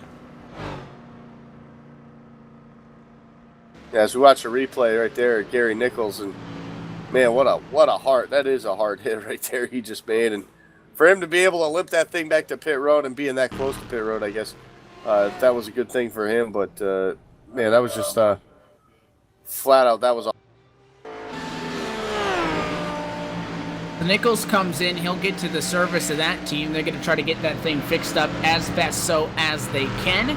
Race continues on without him, though. Nobody's sticking around and waiting. Mike Franklin has a good pace. He's slowly slipping off of Pence up front, but again, it is still by and far those 2 drivers as the only guys on the lead lap right now. Baldwin really close, though, to Chris Pence. I'll tell you what, if you're talking sheer speed-wise, I'd be afraid if I'm the driver of the 73. He works right now at a quarter number 7. Baldwin right now working down to 6. It's still a significant gap. The difference in lap time, though, is 3 seconds every single time. So, you know, that's not giving yourself a whole lot of leeway at the end, but at least at the moment, I think Baldwin is on the right track if he wants to catch him. I'm surprised as far as where are the prototypes at. You got to take a look all the way back through Fraser Marshall. You got Mark Redeker in 9th. Christopher Sherburne. Brett Trosen is the leading Daytona prototype in 11th. He is still 2 laps to the negative from your race leader, albeit halfway in just about a minute or so, and he's already made up 3 laps. He needs 2 more to get back to the lead lap, and then once he gets there, that's still another minute and 16 seconds behind, and he's going to make back up to catch him. But I'm surprised that the little bit of a gap that these Daytona prototypes have fallen to at this point. Trosen trying to find a way around Gary LaViolette right now, and he will do so on the outside. LaViolette going to let him go. The 68 machine, again, another one of those Daytona prototypes, had a problem early. He's 2 laps down in comparison to the driver of the number 944. Yeah, besides the mistake he had, he's definitely been very, very fast, Trosen, in that 944. He's got a little bit of company right now on his rear wing. Obviously not for position at the present moment.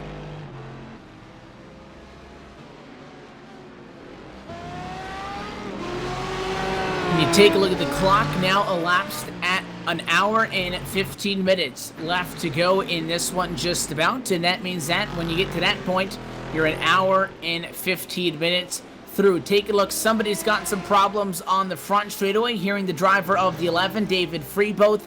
He is not on the racetrack. It looks like he's on a virtual tow to the pit lane, and That will come from some problems out of quarter number 11 and 12. And he just got run over from behind in a huge accident. Almost went barrel rolling down the front straightaway hard into the inside wall. That's a situation of, you got a slow car, he's a GT3, he's in the roof, he's got some damage. You have a very fast Jimbo Pfeiffer coming up behind him. We know that Jimbo got in an accident, 2 self-inflicted spins, and he's not about to wait to pass anybody, and he just forces the issue too much and takes him out. Yeah, just flat out takes him out right there. That was and keeps going too. yeah, that's quite an aggressive move right there. Obviously, I mean, we're getting down to crunch time in these things anyway, so I'm not surprised we're not seeing that probably a little bit.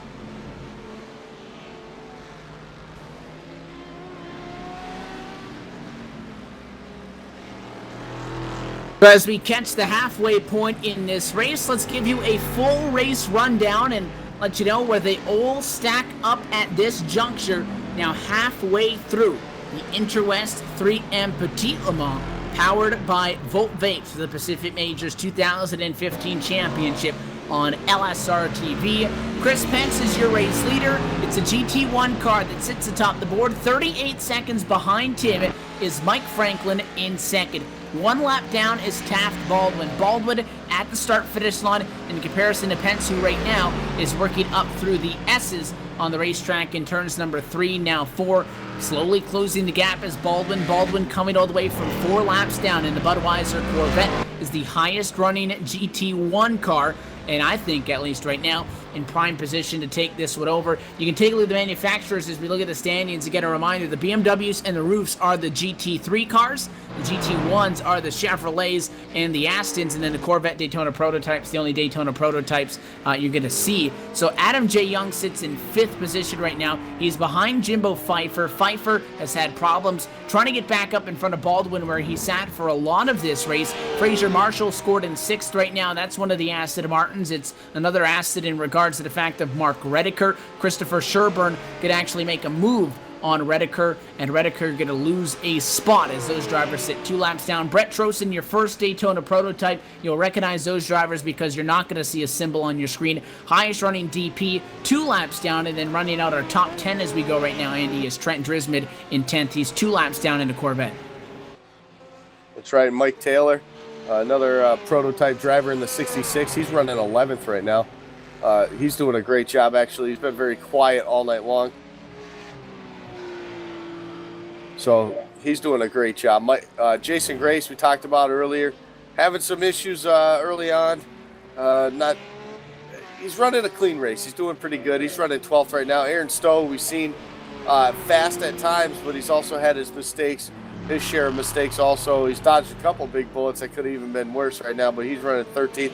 Richard Tillman is 14th right now on the track, 3 laps down. The first car, 3 laps down. Nick Hunt in the 04 GT1 car, he is sitting 15th. William Brown, another one of those Daytona Prototype drivers, having some issues early. He's 3 laps down, only been able to make up 2 of those laps because he was down 5 when this thing started for him, so he's running 16th. 17th, Gary LaViolette is 17th place right now in the 68 machine.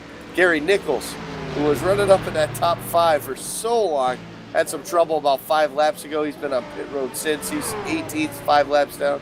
Jared Morgan is 19th, and Donovan Johns, who's had his share of trouble, but he's still out there plugging away, sits 20th.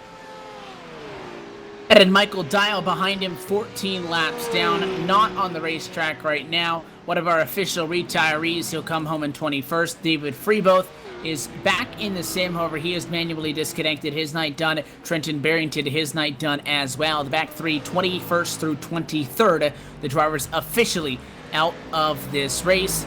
Taft Baldwin closing in very quickly on Chris Pence. When he does so, the gap will be just 1 minute and 21 seconds for the overall race lead as the highest running GT1 driver tries to get onto the lead lap for the first time tonight. Past halfway, we'll step away for a moment, and with that, we'll go LSRTV non-stop. You're not going to miss a moment of the action from the Interwest 3M Petit Le Mans at Road Atlanta.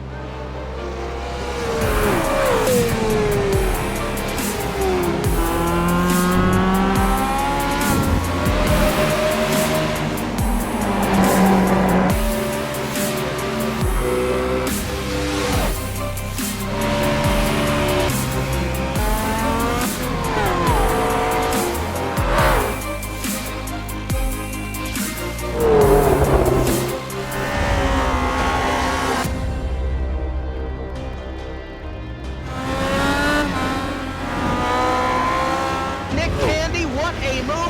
Truex on the outside, contact made. 56 slides in at a 4. Who's going to be at the stripe? Dead even, give it to Ryan Truex. Truex is your winner over Tandy.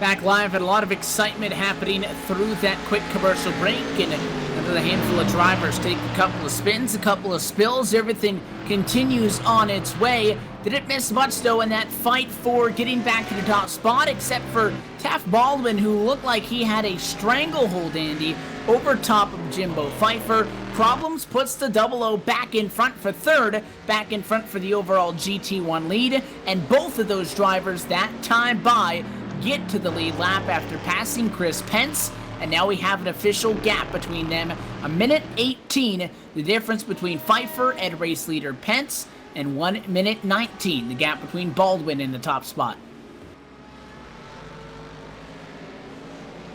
Yeah, about 2 seconds a lap between those guys and the leader, Chris Pence. So for those guys, it's just a matter of not making a mistake. We saw Jimbo Pfeiffer have that one issue he had earlier where he's actually spun twice within, I would say, about 3 or 4 corners.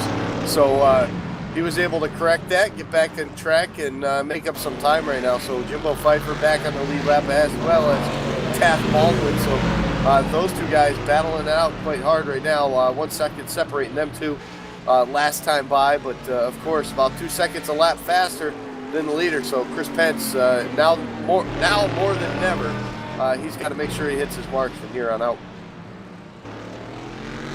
You take a look at 2 seconds per lap, 2-3 seconds per lap. You look at the clock at an hour. That's not in favor, if you're talking about trying to get the job done here for Pence. An hour holding these guys off, they're going to get to you in maybe 40 minutes or so, depending on, how long they do take. That's, accounting for a couple of problems. No, not Pfeiffer nor Baldwin have had a perfect race. It was Baldwin who, we were going to compliment the fact that, again, he wasn't faster than Pfeiffer, but because he was mistake-free, he was in front of him.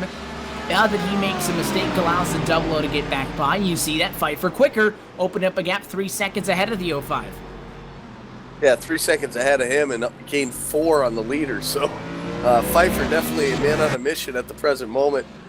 Just hopefully he doesn't, because now that he can see that on his any of his lap timing in his car also, that he can see his distance too. So as long as he's not overdriving his car at this point, now that he can see how much quicker he actually is over Chris Pence, as long as he can just maintain what he's been doing these last few laps and overall what he's been doing all race long, he might be able. It's going to be close when it comes down to the end here.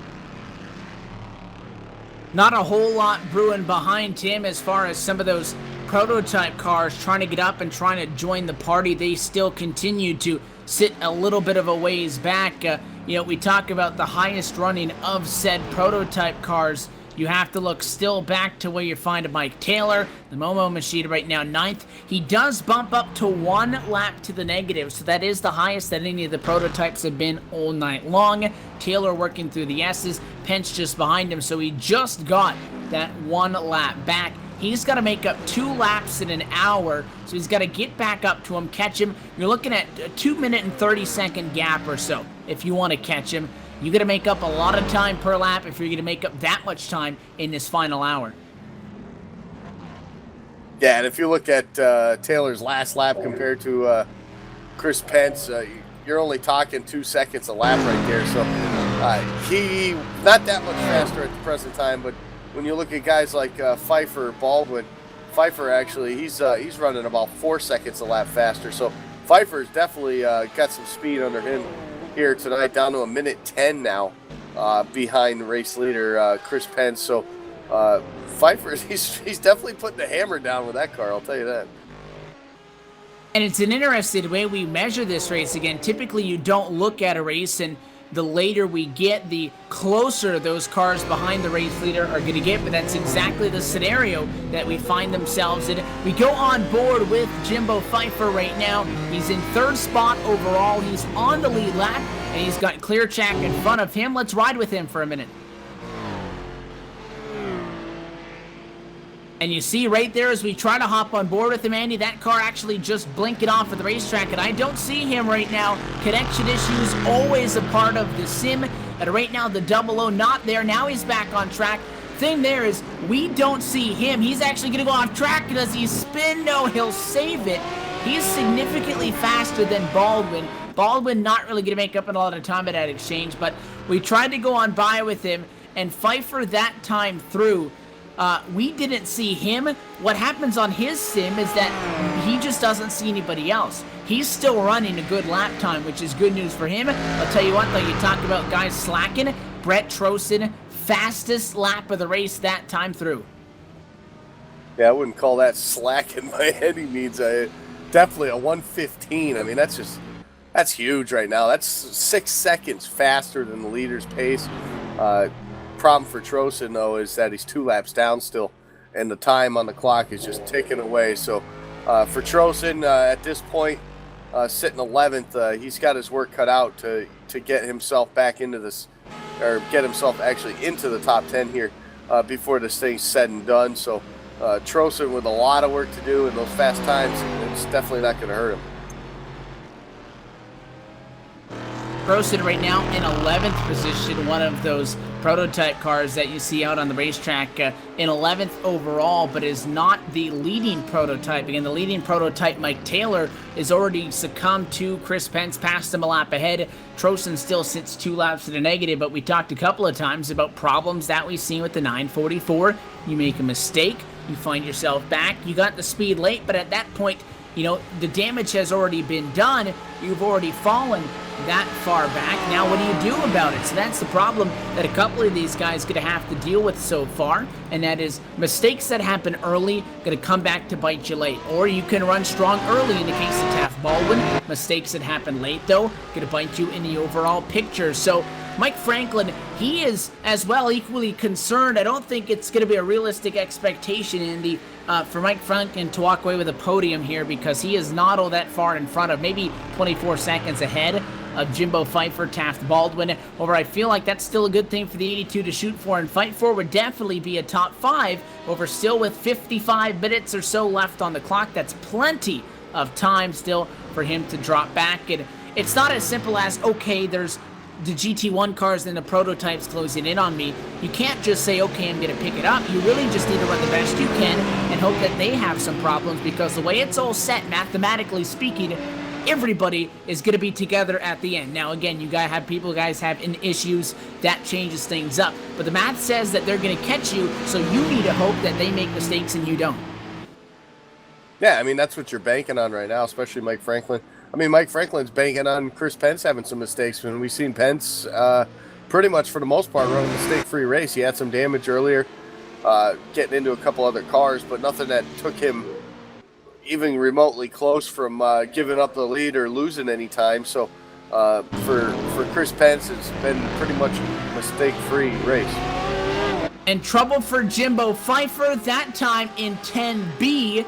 Made 10A, there was a spinner in front of him. Donovan Johns got the grass into the corner, spun and just about plowed into, it looked like Jason Grace. Grace was already clear as Donovan went off, and I don't know if that distracted Pfeiffer, but he spun, came to a complete stop, got back on the gas.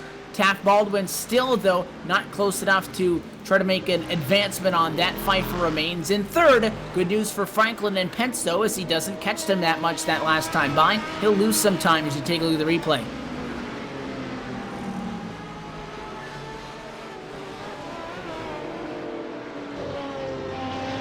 Yeah, he lost a couple of seconds to Franklin and Pence, so that's what those guys need. That's what they want to see or hear about anyway. They can't exactly see that currently, but that's what they want to hear on the radio, is that those guys having some issues, because that's gonna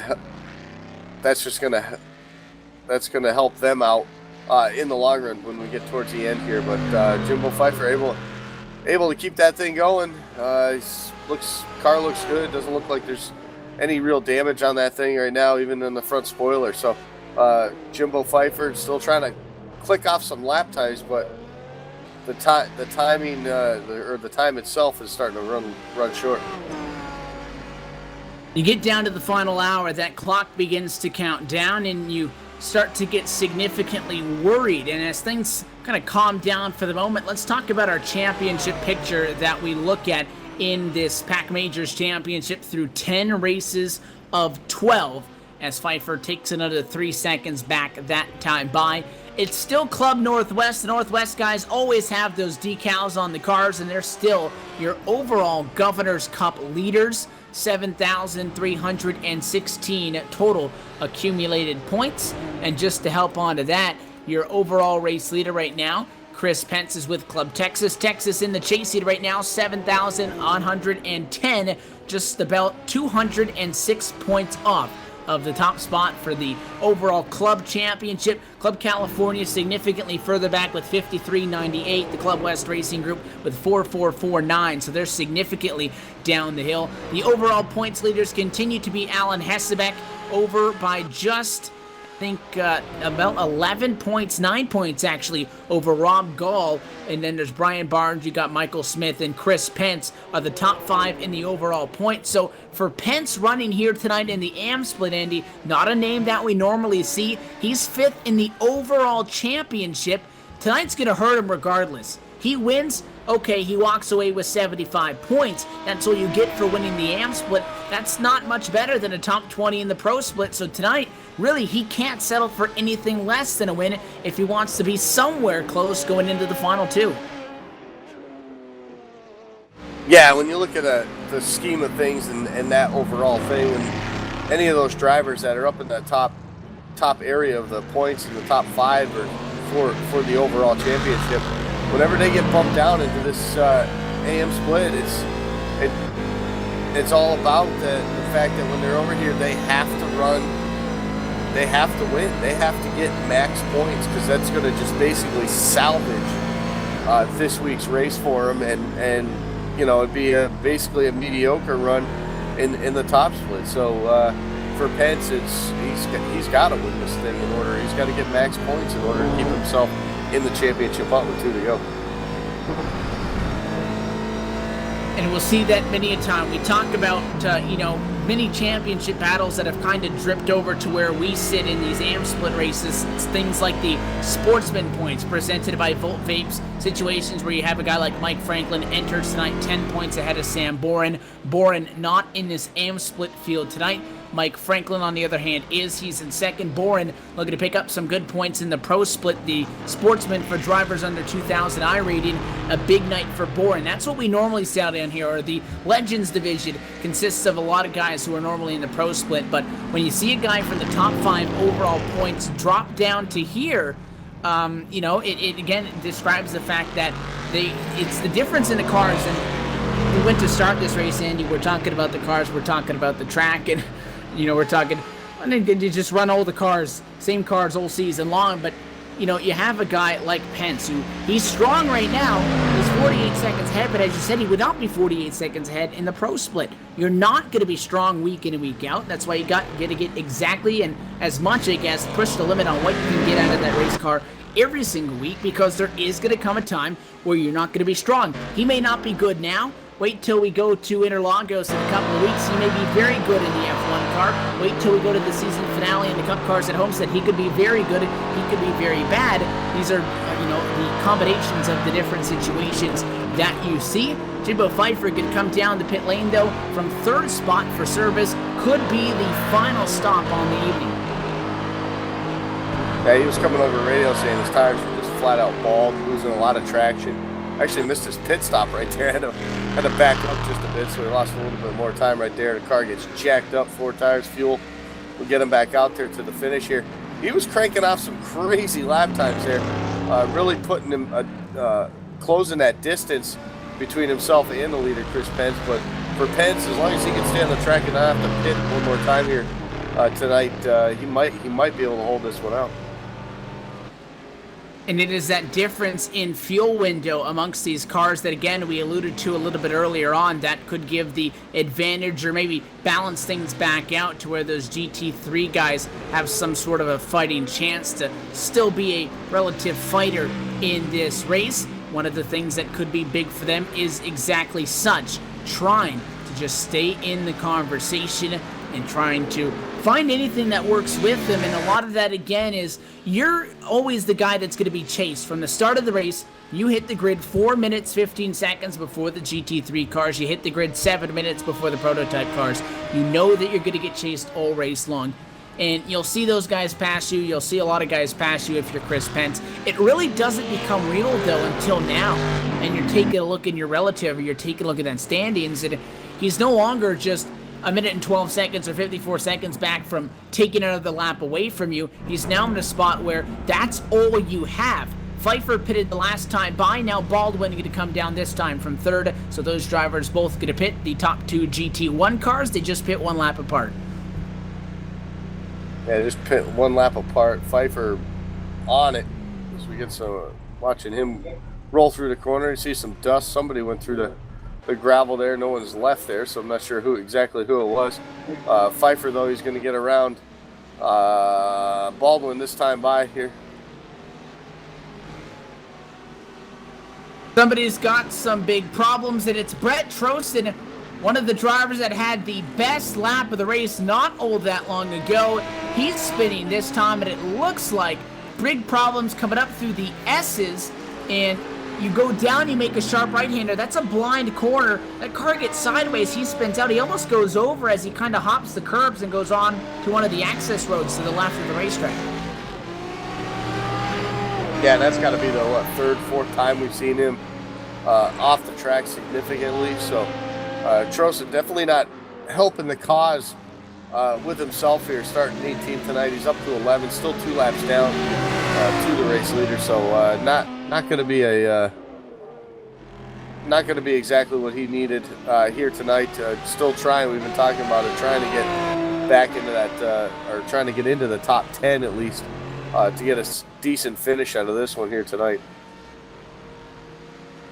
Yeah, Trosten, you know, that comes with that. You have the speed, sure, in that regard, but when you have the speed, you're at speeds at which a mistake is going to hurt you, much like that. He got away because I'll tell you what, not a lot of guys have been able to have problems in the S's and drive away from it. Good news for him is that problem comes going into the S's, more of quarter number 3 and 4 as opposed to 5. 5 has been a really tight part of the racetrack.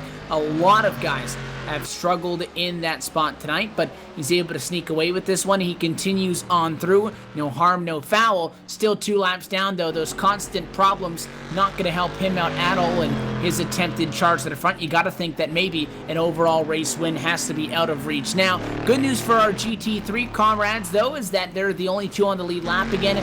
Fraser Marshall actually going to overtake the number 3 spot. He now sits as the highest running GT1 car on the racetrack right now as he closes in on the BMW of Chris Pence and as well Aaron Stowe, who's 2 laps down. So your overall race leader just on the nose. Marshall going to make that pass, and he'll now become the 3rd driver on the lead lap, but I do think he still has to make a pit stop, something that Pfeiffer and as well the other driver that was just behind him have already taken care of that, him and Baldwin.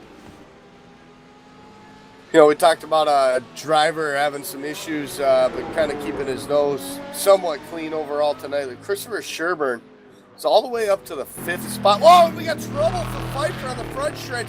He hits the wall really hard. Smoke from that car. This might be it for Jimbo. And he is slow. He's stopped on the track. Jimbo Pfeiffer taking over the race lead after having a mistake. Gave it up to Baldwin, and right exactly where we saw Christopher Sherburne have problems, Andy. We know Sherburne was going to be a hot on the accelerator early. Pfeiffer knows that he's got to make up a gap, and that is the mistake I think that'll cost him the race. He's done. A virtual toe to pit road, that's it. Unfortunate, because he was fast and he was moving. I don't know if he had a opportunity to win the race, but he definitely had a chance to get in that get on the podium here tonight, and that right there is going to cost him. One of the drivers asking him over the radio if anything happened to the car, and he says, no, I just lost it going into the quarter there, getting up on the curbing. 2nd major victim tonight. Going to be taking it through quarter number 11, and mainly that turn 12 curb. You saw the replay. He got up on it. Back end got a little bit sideways, and you really can't just turn the wheel to the left because, again, there's not a whole lot of runoff space as far as you get off the asphalt, you're in the grass, but there's not a whole lot of grass either. He turns that wheel to the left, Andy. He can very much as well turn that car and go head on into the other wall and damage it just as worse. So a lot of the time what you'll do there is you get sideways, you back it off the gas, you give it some wheel, and you just hope, but unfortunately that car just never gripped. Nope, never did. Unfortunate, too, because he just came in for tires. You think he would have had it, but yeah, tough break right there. I heard something like about 30 minutes of repair, so that's all she wrote right there for Jimbo Pfeiffer. He's steadily falling through the standings now to 9th at the point, and I'm sure it's going to be a lot more before this thing's said and done. Moving up a spot, though, like Christopher Sherburne, up to 4th there, first car 1 lap down, so Sherburne doing a great job getting up in that top 5 after the problems he had earlier on. Yeah, so I was going to say, I called it done for him. May not be officially done. He can still get back out there, but really his ultimate goal was obviously to try to win this race. And with that 30 minutes or so of repairs that we believe we caught them say over the radio, you can now pretty much chalk that one up as officially being done for the most part in that one. Again, not the night that you want to see, and it all takes is just one mistake. You can go, in this case for him, you go over an hour and a half. You're into the final hour of the race. You think you're there, you think you're almost good, and then you have just one slip up, one mistake, and you know, you have to almost attribute that back to the mistake that he had earlier in the race. Is that why he wrecked here? No. But maybe if he didn't have those 2 major spins, that cost him half a lap. That's 30 seconds alone. He could have taken it a lot easier if he had an extra 30 seconds in his back pocket, which he did not right now. No, definitely not. It's all it is. It's all it's all about. We said it right at the beginning of the race. The least amount of mistakes is going to get you the best possible finish, possibly a win here tonight. And the only 2 people are probably Chris Pence and Mike Franklin, who's sitting 1 and 2 right now. We know Franklin had that major incident right off the bat in the beginning. That's pretty much been why he's been in second all race long. So mistake-free is what's going to get you a win in a race like this. And I don't want to jinx anybody, but Chris Pence is doing a heck of a job.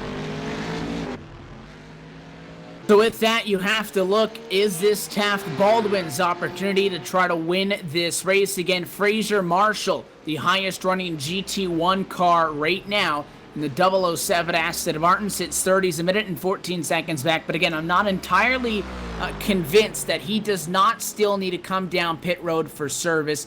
Right now, he trails Aaron Stowe. Stowe, another one of the GT1 cars. Stowe's 2 laps behind, though, where the 007 sits. Franklin continues to slowly fall off of Chris Pence, but you know, Pence got the little bit of a problem there with Pfeiffer. If he can just get one more slip up from a guy like, Baldwin or even a Fraser Marshall right now, he could be clear enough to the win. I'm still surprised, I must say, though, by the lack of the Daytona prototypes up here.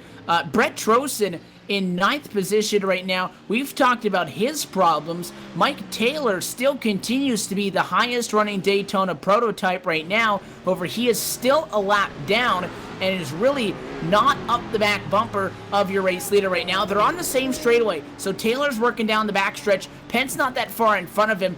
He's got 40 minutes. Can he catch him? And then when he catches him, you're still looking about a minute and 20 gap. Can he do all of that in the next 35, 40 minutes or so? Is the clock actually just about at 41 minutes left remaining? Is that enough time for him to make up that much amount of space on the racetrack?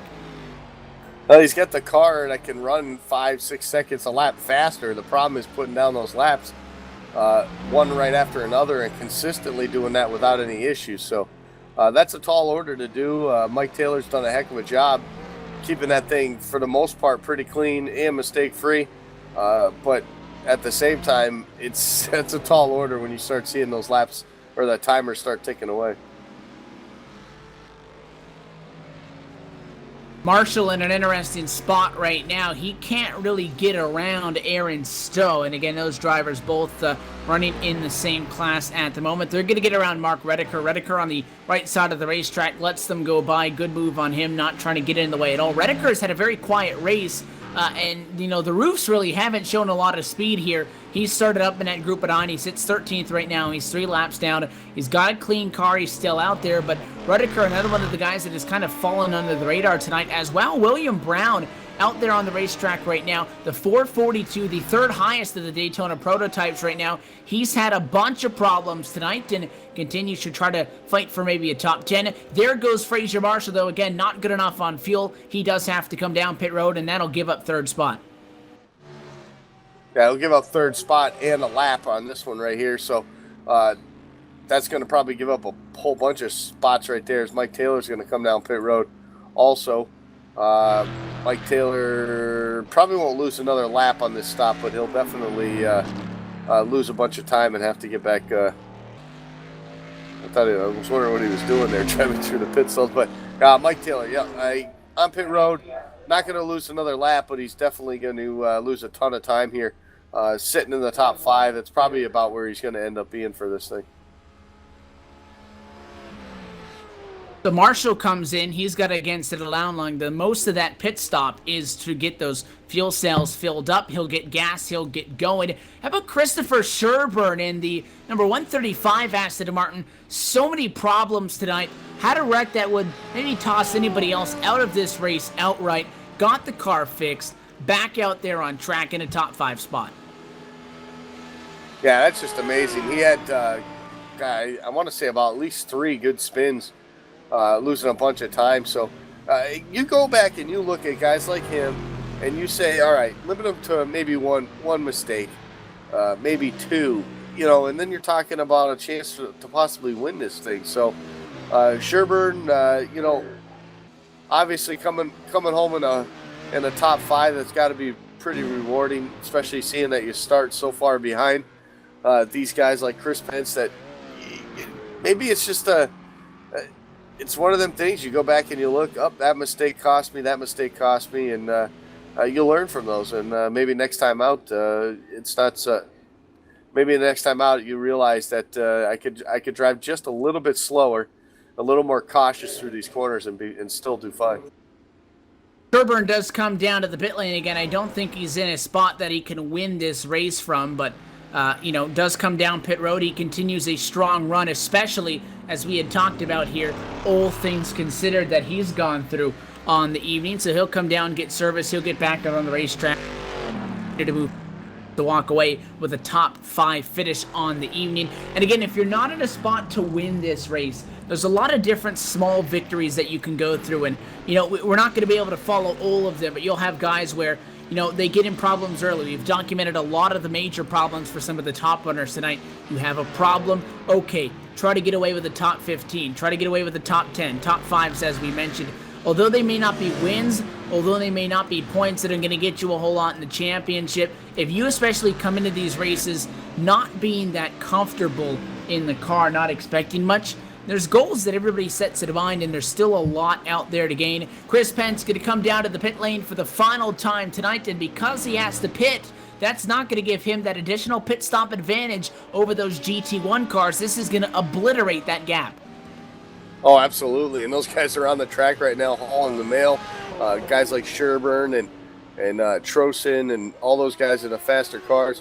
Taft Baldwin, all those guys. It's going to be interesting to see how this all shapes up. Another guy we were talking about was the 22 not having a great start to the race, but he just had some issues, it looked like, right there in the Corvette, but he's going to drop down. He was just up in that 4th spot, so I was trying to give him some kudos, and then he just had some issues. So you would expect that Mike Franklin going to have to make an additional pit stop as well. He will take over the race lead at this point. The 82 is the highest running driver on track as Mike Franklin works down through the S's, and Pence just now exiting through the pit lane. I assume he's going to have to come back down in pit, so that's really not going to be a major factor. Taft Baldwin back to 3rd.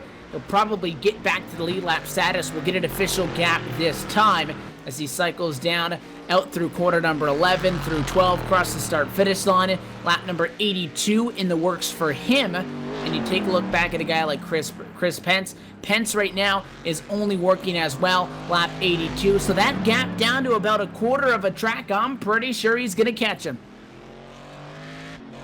It's going to be close. We'll see how things go the next time by when they hit the start-finish line. We'll really get to see the gap when everything resets itself here. Because right now it's showing him a minute 25 behind, but it'll definitely change when this thing comes back around, because Mike Franklin will be showed as your leader. So we'll see here momentarily when he comes around the line, but this could make it very interesting right now. So there goes Mike Franklin. Franklin does have to come down to the pit lane, so he'll give up the top spot in doing so. So the race lead going to go back into the hands of Chris Pence. Chris Pence this time by the start-finish line. Scoring will still show Mike Franklin as the static race leader by 9.3 seconds. Franklin hits the pit lane and crosses the start-finish line on pit road before Pence does take that top spot back. So technically scored as the fastest car on the racetrack at the moment right now. And now you see that Pence is going to be working through the S's. Baldwin, the gap back to them, it's going to be now just 16 seconds. And at 2-3 seconds lap, he's not going to be able to hold him off, I don't think, for 33 more minutes. Nah, I think time's running out on that point, but Taft Baldwin, that's another one. You look at the pace he was running compared to, like, Jimbo Pfeiffer. Pfeiffer was 1 to 2 seconds faster than Taft Baldwin in the same classic car. Taft just kind of, he backed things down a little bit to run his race, to run the track, to race the track, and just to make sure he didn't have any issues. And now you look at him where he's standing now, and he's in great position here to take over control of this thing. And just to think that you look at the problems late in this race that Jimbo Pfeiffer had that take him out of it. He could have already been in the race lead if he didn't have those 2 spins earlier. He would have been well out in front. And again, it's easy to look back in retrospect and say, if I didn't have 2 spins on that lap, I'd be well ahead. Well, if nobody had any problems at some point in the race, it as well would be a very different picture to this race coming down to the end of it. But Taft Baldwin, I mean, you have to give credit, was not the race leader in that category for a lot of this event. The gap going to go down to 13 seconds that time by as he picks off another 3 seconds at the start-finish line. Has not been the GT1 leader for a lot of the race, kept his head on straight, had a mistake, at one point even fell to 8th about 10-15 minutes ago, now back in 2nd, and as long as he doesn't, again, you can't make another self-inflicted error, this should be easily in his hands. Should be, just based off of raw speed, and you look at a couple other guys that might end up past Chris Pence, and that's Adam Young, and even Fraser Marshall have a chance, an opportunity to get by Chris Pence. And like I said, I was gonna give some props to the 22. He's back in the mix too right now, sitting 5th, so 50 seconds back. He's got a chance to even get past Pence and maybe get himself 4th place, maybe even possibly a podium finish if he can catch the 2 guys in front of him. One car off track through the S's. It's going to be Donovan Johns. He's just making sure that he gets out of the way for everybody else. Adam J. Young now takes over to 3rd overall in the race in the Aston Martin GT. What a machine. I believe he still has to come down pit road possibly one more time. Brett Trosen on the access road coming out that time through turn number 1. He completes service for the final time as well in his Daytona Prototype. He'll get back out there on the lead lap. So the Daytona Prototype's not necessarily surging late enough in time. Spinning, and it's Trosen on fresh tires. He's wrecked in the S's. Yeah, another mistake right there. We talked about it. That's going to kill a guy like him in a fast car like that. Brett Trosen having issues through the S's there, and now he's got to get this thing righted up. But we talked about it. When you have a fast car like these guys in the Prototype, you got to keep the mistakes down to minimal. And Trosen has been plagued by those issues all night long. He's had a fast race car, and he's actually gotten quite fortunate to have a couple of spins and not plow the fence and have his night end just like that. It's a similar situation to what we've seen have many of these guys end their night, where they don't even get one spin. They have one problem, that's it, they're done, they hit a fence, their night is over. So Trosen's had quite the amount of mulligans tonight, and again, he's still one of those drivers who may not necessarily be able to get the race win. Maybe though came into this race expecting a race win. You reset your goals, you say, okay, I want to get points out of it, shoot for a top 5, shoot for a top 10, just try to get something out of this race so that you don't walk away empty-handed. The gap between those top 2 now down to 8 seconds and closing as Baldwin really starts to put the attack on for the overall race lead. Will we see that GT1 car finally hit the top spot in this race? It's been GT3 all night long with just now 30 minutes left on the clock. That's got to be frustrating for a guy like Chris Pence, running a mistake-free race, doing everything possible to keep that car up front in the race lead for this whole entire race, and now you got this fast car on his way, about to be on his bumper. And we look on board, you take a look from Taft Baldwin up to Chris Pence, you take a look from Chris Pence back to Taft Baldwin, and you'll see that gap begin to close. The gap 8.1 seconds. He sits just in front of him. William Brown gonna just take the long off-road excursion out of the way. Thought for a second that maybe it was Pence with the problems. Not necessarily gonna be the case, just the lap machine getting out of the way, not wanting to play a factor. That time by, the gap goes from 8.1 to 4. He just sliced it in half. That means in about one lap from now, we're gonna see him right on the back bumper of Chris Pence.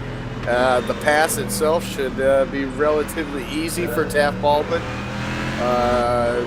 He's got this mistake-free. That's all he's got to do right now. And that's easier enough said than done. You start to close in on somebody. You pass the Mini car tonight if you're the 05 of Taft Baldwin. But this has been the spot that you've been waiting for all night, and that is the overall race lead. It's very easy to get a little bit overzealous, especially on this racetrack. We talked about the difficulty that some of these guys are going to face trying to hit their marks every single time. You can't get close to them and get greedy. You're there, but you have now like 29 minutes to make one pass. You're there. You could set them up on a silver platter, make it as pretty and as easy as you want it. Just don't force the issue. No, you don't want to force the issue. You know you have the faster car. You know you're going to get it done. You just got to pace yourself. Hit your marks. Not make any mistakes. If you got a faster car, just as we say that, he goes over the run stretch. He's got a faster prototype, it looks like, behind him. Just let him go. Just let that guy go. Brake a little earlier in the corner. Save yourself. Do not go off any of the runoffs, and you'll be just fine. Baldwin, look out. Here comes a car up in front of him, actually. That's going to be William Brown. So that was the prototype that you saw off track in front of them just about a lap prior. The prototype obviously much quicker, trying to find a way through. And it's going to be Brown trying to get around Pence. If you're Pence, you got to look back if you have any hope of, I mean, not realistically holding off Taft Baldwin, but just trying to save time in regards to holding off guys like Adam J. Young, Fraser Marshall, Trent Geismert, and company, is that you just kind of let them go. You can't force the issue with a prototype car. Look at the speed difference right here. Down the long back straightaway, 442, no problem. Big speed, he'll go to the left side, he'll make the pass. In that same regard, Baldwin, big speed. Pence going to top out at 159, 160. Speeds at upwards of about 172 miles an hour that time for Baldwin. He's right on the doorstep. Yeah, he is right there right now as they head down this final corner into the front straightaway. The speed right here as they come across the line. This is going to be where the pass is made, hopefully into turn number one. Doesn't look like it this time right now. Pence holding tough. Pence doesn't want to give him any space. He wants to make that BMW as wide as he can. You might be able to hold off Taft Baldwin for a lap if you're lucky, but I don't think you're going to be able to hold him off for another 26 minutes. That is what he is trying to do. Again, it's Adam Young in third. That's another one of the Aston Martins. Fraser Marshall sits in fourth. Trent Geismert is in a Corvette. He's fifth. Sixth position is Mike Taylor. Mike Taylor is your first running Daytona prototype. He is 37 seconds back. He is making up 3 seconds per lap, but I don't think that puts Taylor in striking distance. Oh, and you look at it now as he's making it. Here comes a prototype now. Three wide. 3 wide. Not only for the overall race lead, but that's 3 different classes going at it. Pence, he will finally fall to second. Brett Trosen going to make the pass on Taft Baldwin, but most importantly, for the first time tonight, to the top of the board goes the GT1 driver Taft Baldwin to the race lead in the Chevrolet Corvette. Yeah, and for Trosen, that puts him on the lead lap now. Obviously running at a time here, about 20 to 25 minutes left to go in this race, so he's got a long way to go if he's going to make up a minute 19 on the race leader. And you have a couple of other GT cars, GT1 machines in the mix as well. I mentioned Young, Marshall, Geismert, and company. For Mike Taylor, the gap is no longer catching the number 73 of Chris Pence. You're not going to make up 40 seconds on a GT1 car, I don't think. Last time by, the differential between those drivers is going to be 2 seconds to the 05 back to the 66. But I believe Taylor in open track and Baldwin making a move took it a little bit easy. I don't think Mike Taylor going to be able to get this race win. Still probably going to be able to fight for a top 5. Is not all that far away from Fraser Marshall in 5th position. Big Hornet's Nest around Stowe, and that's just in front of Fraser Marshall. 3 cars on top. How about 3 wide again? Car going backwards and all of that is Nick Hunt. And it's Stowe and Trent Geismert again, side by side. Pretty sure we saw those 2 Corvettes fighting earlier, Andy, and I said they just can't get away from each other. They continue to go at it in another exchange of 3 wide. Yeah, that's some fascinating 3 wide that we get here at this track when you got the 3 different speeds, and it's just amazing that it's happened as many times as it has on these straightaways, but that just shows you the raw speed difference between all these cars. And so with that, we head off into the final 24 minutes of this race. And Taft Baldwin tries to head off into the very foggy sunset in Brazelton, Georgia. We'll step away one final time and go LSRTV nonstop. We'll be back for the race to the checkered flag into the final half hour of this Interwest 3M Petit Le Mans at the Road Atlanta Grand Prix circuit presented by Vapes. We'll bring you to the checkered flag in just a moment. Keep it locked as Taft Baldwin, your race leader.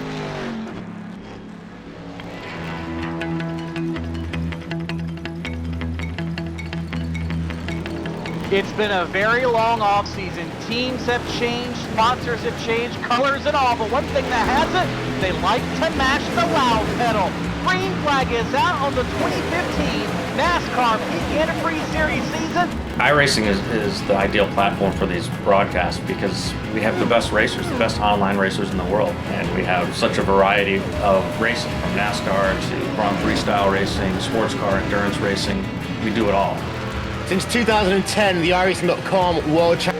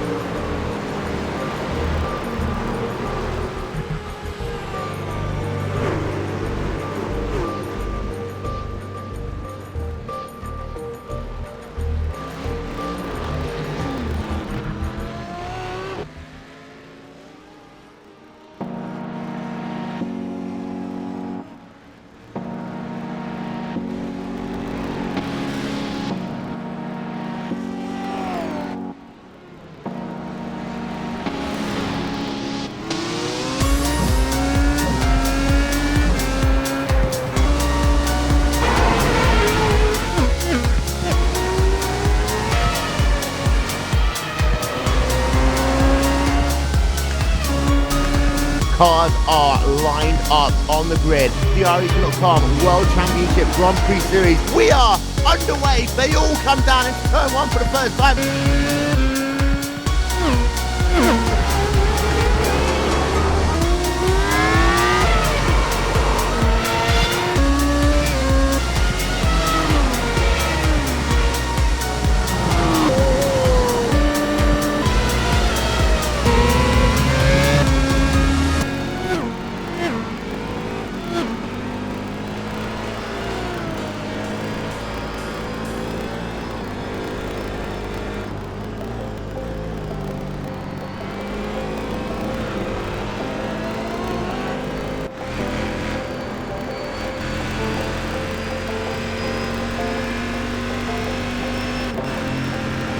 Trucking has always been a part of me.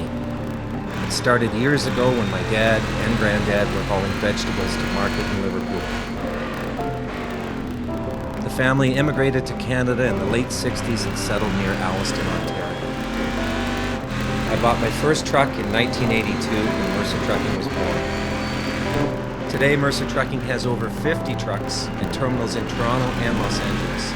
Our storage facilities at both terminals can handle any size of distribution needs throughout North America. We service the continental U.S., including Hawaii and Alaska. We run over 120,000 miles per month and some of the best equipment on the road today. We specialize in less than truckload shipments, show freight, we do rush team service deliveries, and haul refrigerated or heated product. Our regular team service from Canada to California.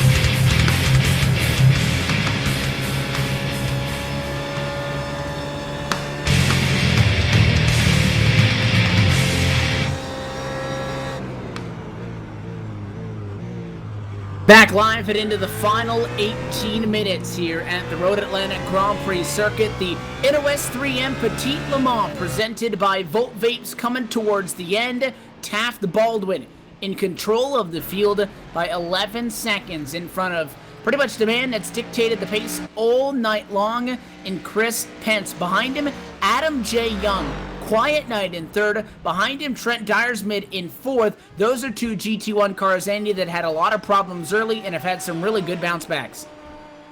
Yeah, when you're talking recovery, you definitely want to mention the 21 and 22 in there. Mike Taylor even coming back like he has. He could possibly get himself back up into the podium with a great finish right here for Mike in the prototype.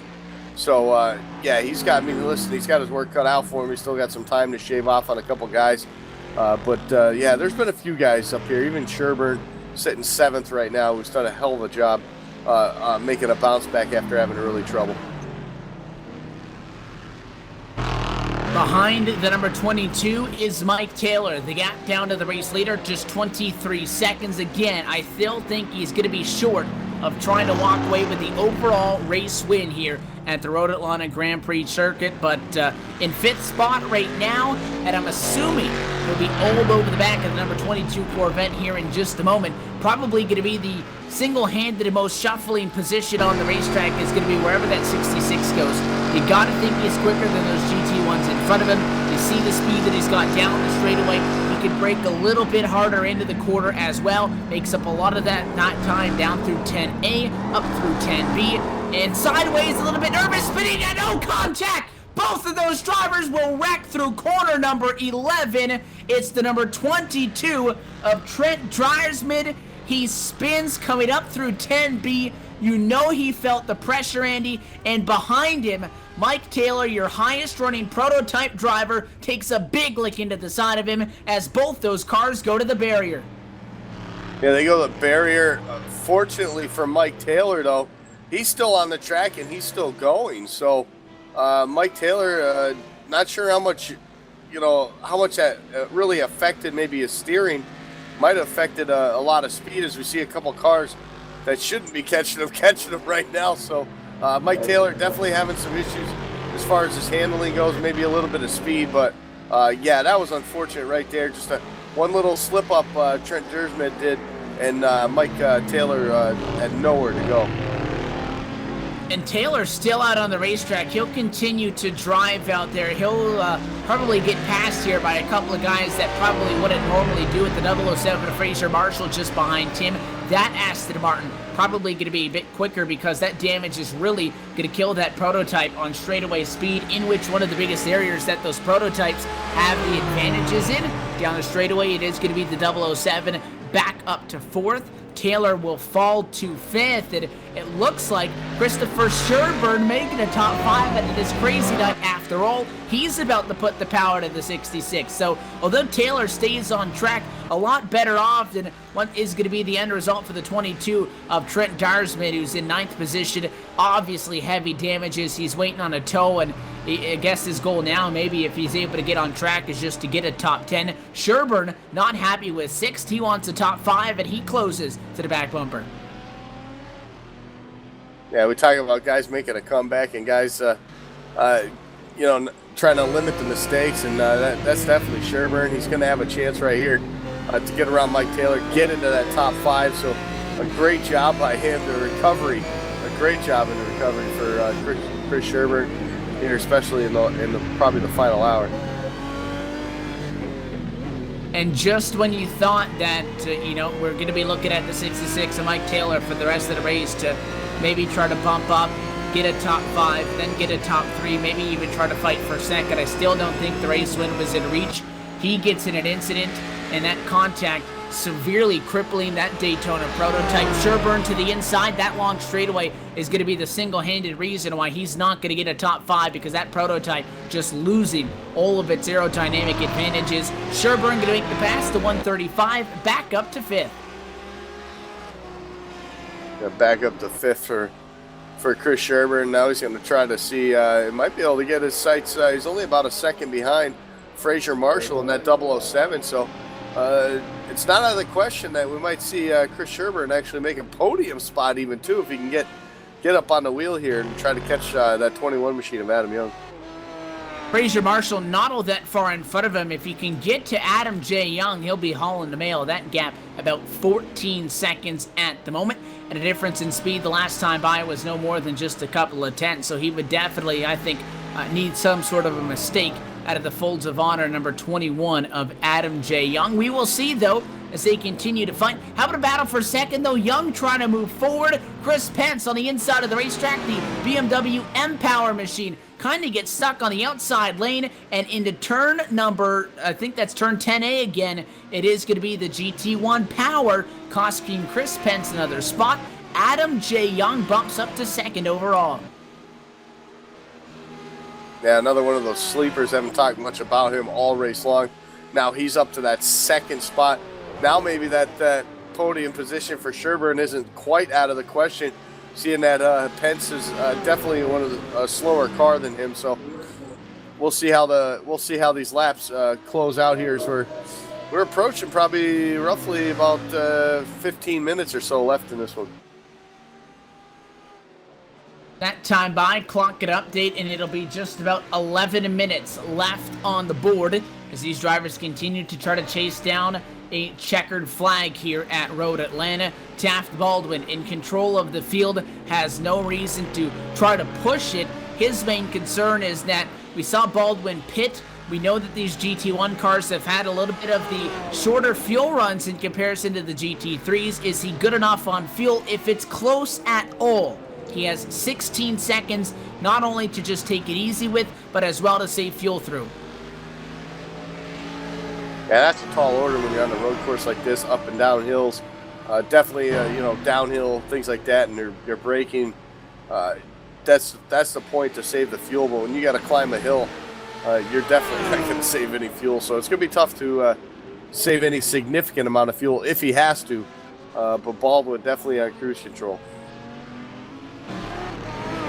And just trying to get to the end of this one, Adam Young again jumps up to second. Chris Pence is in third. Next car behind him, Fraser Marshall, 10 seconds back. I don't think that's going to be enough time if you're the 007 machine to jump up to a podium finishing spot, but a spectacular run for another driver who really did not have any much more better of a spectacularly poor start to their race.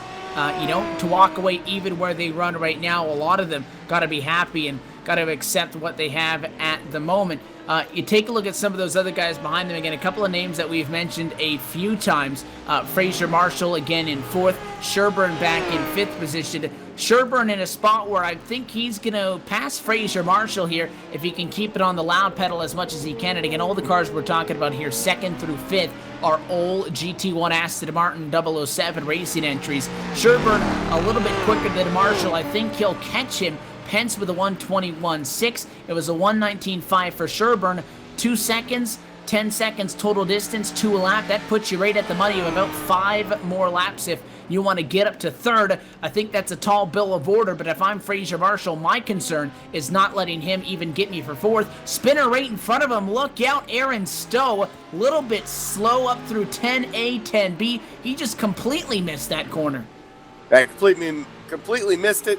Went through the gravel, but did a great job keeping that thing straight and out of these guys' way as they battle for position. It's Fraser Marshall and Christopher Sherburne that had to get around him. So a good job by him to get out. Oh, and look at that, Marshall right through the grass, hits a couple of the cones.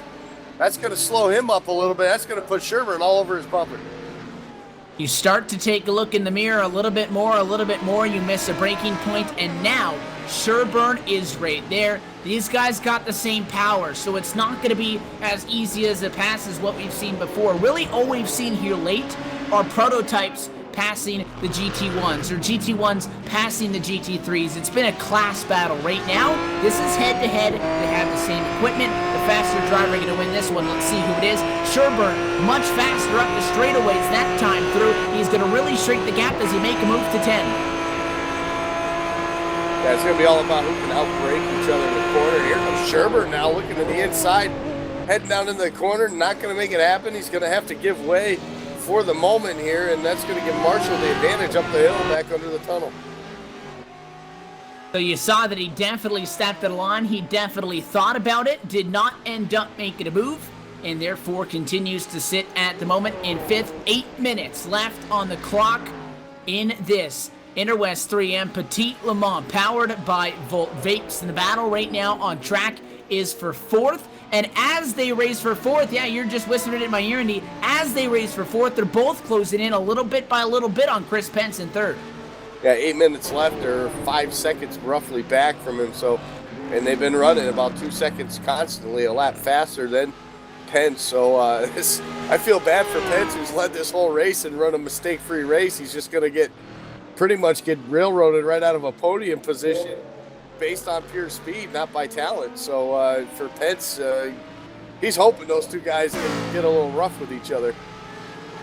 And Pence probably has had the cleanest race, Andy, out of anybody that we've seen all night long. And that's exactly what the bill is. But as you said, it's just the speed that's working against him, not the fact that he hasn't been quick enough. He's done everything that he needed to do.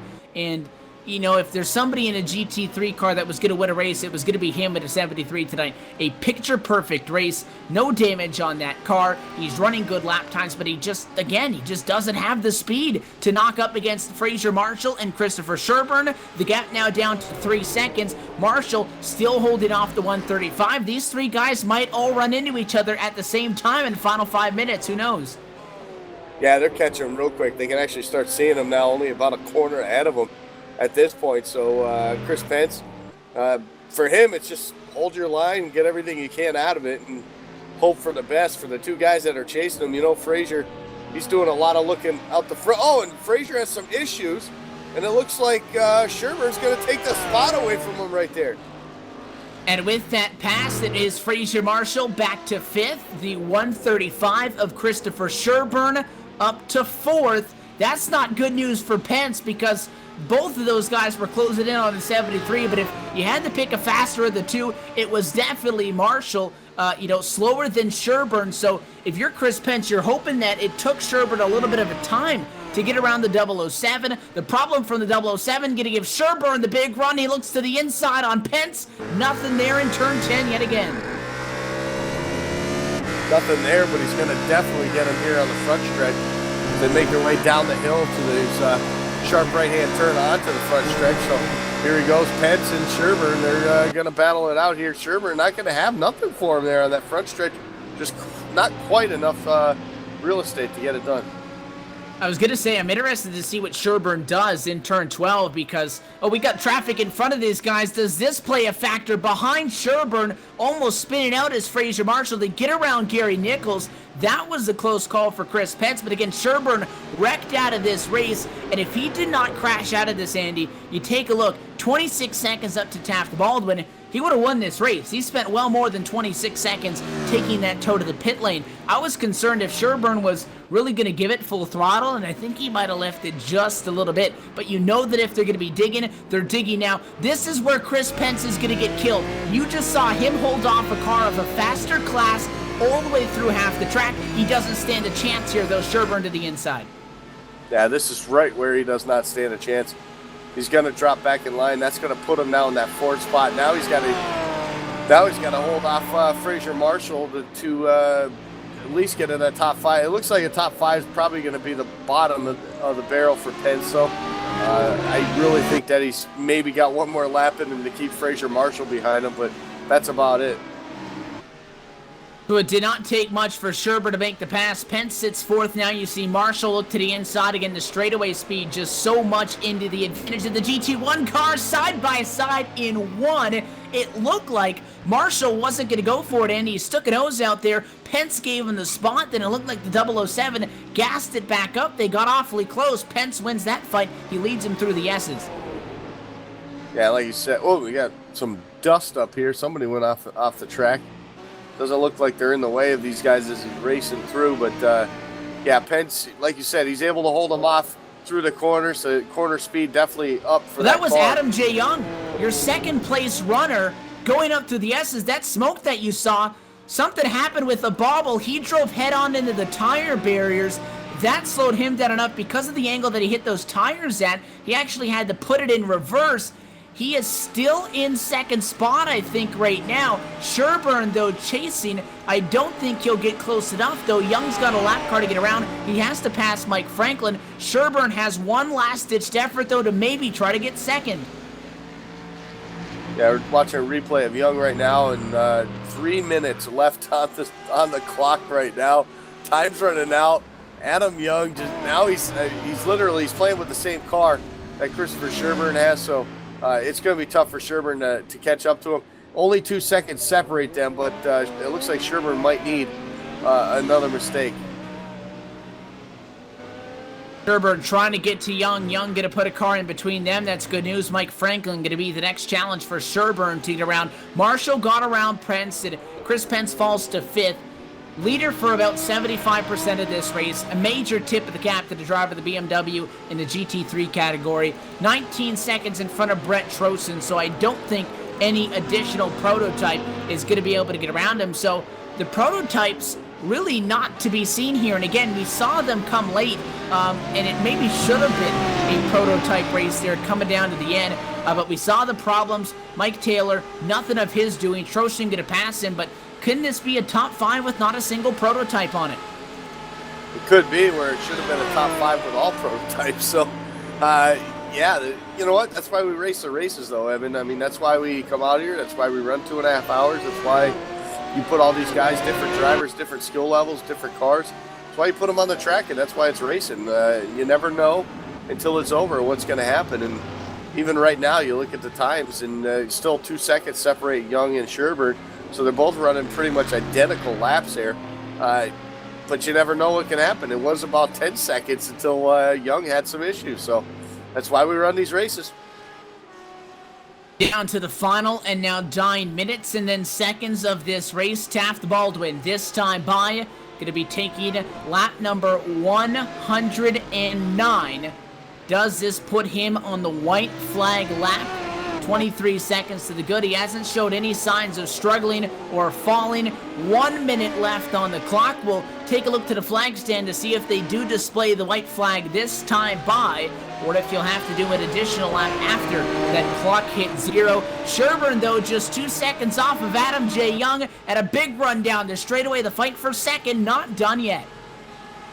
No, it's not, and you can see him weaving and bobbing there down the straightaway as Young trying to hope that Sherburne can't catch any type of draft here down these long straightaways. So a great job right now, Adam Young, through these little S's up the hill and through the tunnel. Sherburne closing the gap through 11, now through 12, gets it up on the curbing. That has not been a friendly situation for him all night long. The gap closes to just 1 second between those two. 7 seconds left on the clock, and we'll hit a total of 150 minutes in this event. 2.5 hours going to go into the books, and at that point, last lap white flag now being displayed. Taft Baldwin just needs to make it back to the checkered flag, and a big straightaway, a big part of this lap as he sails it off. He'll go up to about 170 miles an hour. That fight for second is on, though. Adam J. Young trying to hold off Sherburne, who's right there on the doorstep. Yeah, Sherburne was all over him a couple turns ago and really got in there and kind of went up the track just a little bit. Oh, in trouble for Young. He spins off the track. There goes Sherburne for second. Sherburne will slot to second. Adam J. Young falls apart on the last lap. Final turn, though, it's going to be Taft Baldwin through quarter number 12. He'll come across, the checkered flag will fly, and the win in the Interwest 3 and Petit Le Mans at Road America, or at Road Atlanta, is going to go to Taft Baldwin. Takes it late, and talk about clutch in that Corvette GT1 entry. Road Atlanta, and a foggy one at that. You will get the job done. Adam J. Young should have had second. He would have had second. And the pressure applied from Sherburne. I don't think Sherburne was going to get there unless he maybe got a little bit physical. You'll see the replay now. He forced a mistake. The 21 drops to third. Sherburne will take the second step on the podium after having major problems early this evening. Well, that was just amazing. What? Man, it comes out, you know, you kind of, I've never seen a race like this before. Evan, and you see the different split up, giving the guys 4.5 minutes and then 7 minutes back to the prototypes, and you're thinking, all right, well, how much is this really going to play into it? And when you look at it, you come down to the end, and these guys are battling like it all comes down on that final lap, and it's just amazing, a great job, a great show put together by the Pac 4 Majors top brass here, and that was just an awesome race. An exciting one. It is Taft Baldwin representing Club Texas to take the win. Christopher Sherburne out of the Northwest comes home second, and Adam J. Young out of Texas comes home in third. Texas, as they seem to normally do, take home the top running spots in the AM split. Northwest slots in there to second. That Governor's Cup fight going to go all the way down to the wire. And for Pence, finding himself in that GT3 category, finding himself in this AM split, going to hurt him in the overall championship as well. Yeah, that's the unfortunate thing for Chris Pence. Did everything right all night long. Got himself, out to the front, stayed there, ran a clean race. But the sheer power and speed of these other cars just showed up at the end, and there was nothing he could do, nothing at all. He can't blame himself for anything there. He ran a perfect race. So with that, they bring the cars down to the pit lane, and we'll step away for one final time tonight on LSRTV. We'll come back for the post-race show for Mode Atlanta, and hopefully talk to some of your top finishers in the Interwest 3M Petit Le Mans powered by Vapes. More coverage coming up tonight. We'll be back in a moment in Brazelton, Georgia.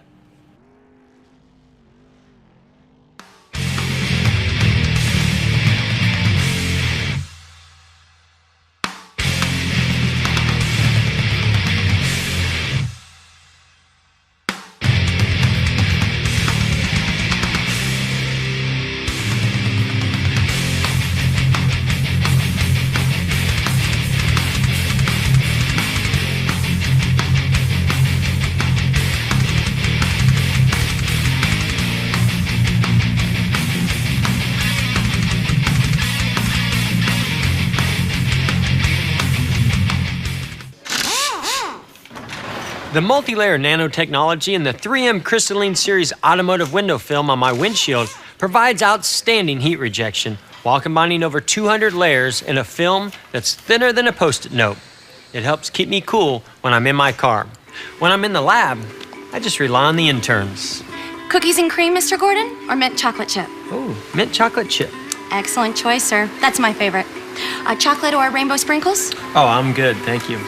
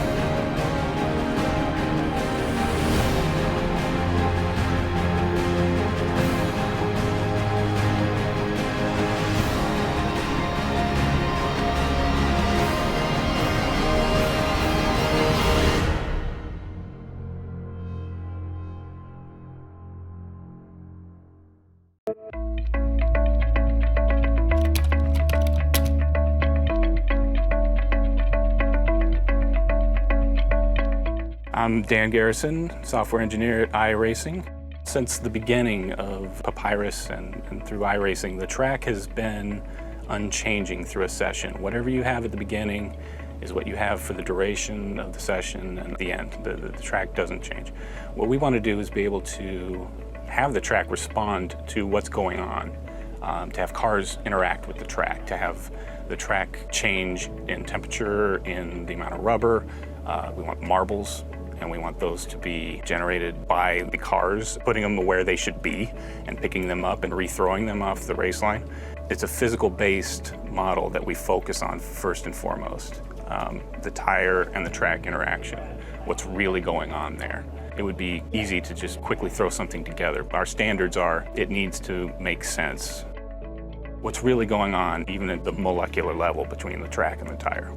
The way the track works, essentially, is we divide it up into small cells that your car interacts with. So if you're adding temperature to a certain part of the track, we can pretty accurately know exactly where that is.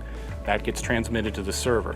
So if I'm in a race, my data is going to the server with everybody else in the session. The server accumulates that and basically broadcasts a consistent track state to everyone, so everyone's got the same track that they're racing on. One of the big challenges was being able to implement this dynamic track with any number of clients connected and have it just work as you would expect. Have it be the same for everyone in the service who's in a session.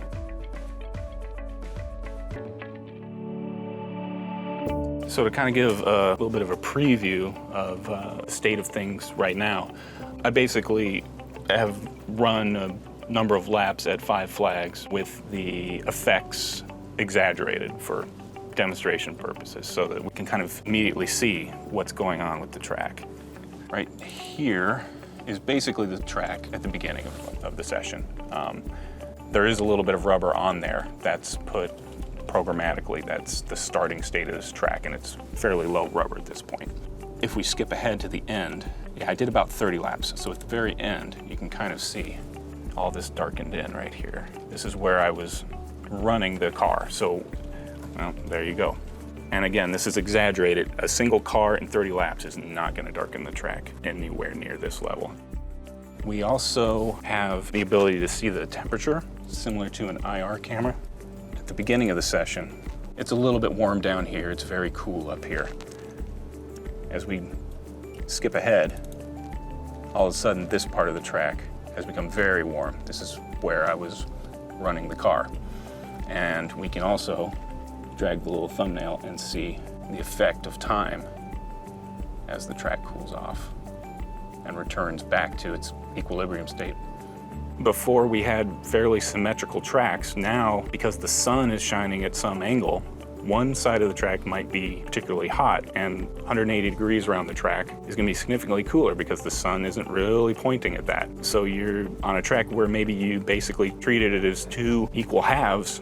Now you need to adjust to that. With multiple cars over a long race, you're going to have to seek out where's the grip, where is it going, how is the track changing. It's going to require a much more intelligent approach to racing. You're going to have to be able to handle the track through the life of the race.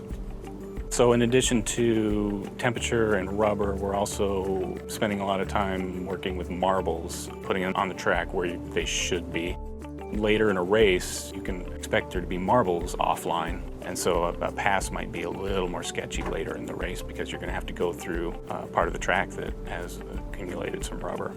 On the oval side, if you want to venture out into, say, the outside line and nobody's been there yet, you can expect to find marbles there. I expect that the track becoming dynamic means that during a race, temperature is going to go up significantly and the grip is going to respond negatively. You will want to be anticipating that, seeking out cooler parts of the track, taking a slightly higher line for a while, testing out, is it faster up here? I fully expect it's going to break up the field. Cars are going to be trying new things. You won't be able to just take a qualifying setup and make a tiny change and then be able to run the same laps over and over. It's going to just become a much more dynamic and unpredictable experience.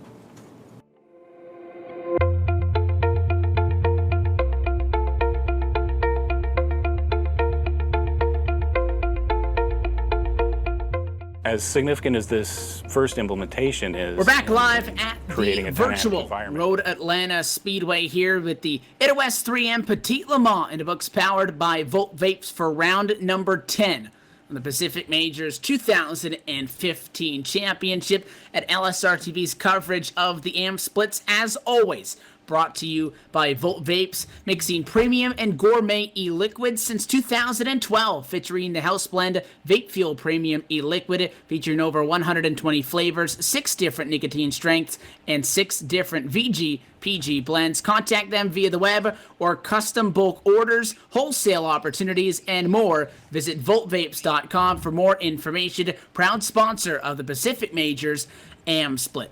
Caught up on the pit lane tonight with your third place overall finisher, driver of the number 21 machine. We've caught up with Adam J. Young, who comes home in third tonight. Adam, first off, congratulations to you on a very strong finish. You come home on the podium tonight. There was a lot of excitement and a lot of problems that a lot of guys had in this race. You're able to fight through some adversity, and you walk away with a podium after the longest road course event on the season. Talk us through how you got the job done. A lot of it was just trying to go into the zone, just be consistent, hit the marks every single time. In getting toward the end of the race, the tires started getting worn because I pitted about 10 laps earlier than everybody else. I decided to short pit a little bit, and I was just driving the dang wheels off the thing, trying to catch Taft and Chris Pence, and paid for it once driving off, and then right there at the last corner when Chris got by me, I just overdrove the dang thing.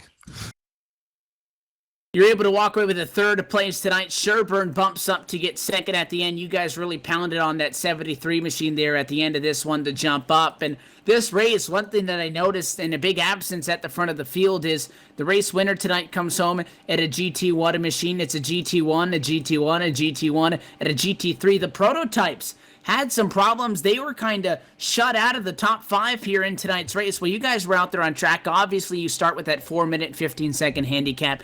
How much of that race was spent calculating things like that and looking at the relative, looking at the standings and trying to figure out where guys were? I know you talked about getting in the zone. Were you even considering any of that? Or was your job just every time by the start-finish on, you put the best lap down that you can and you see what happens?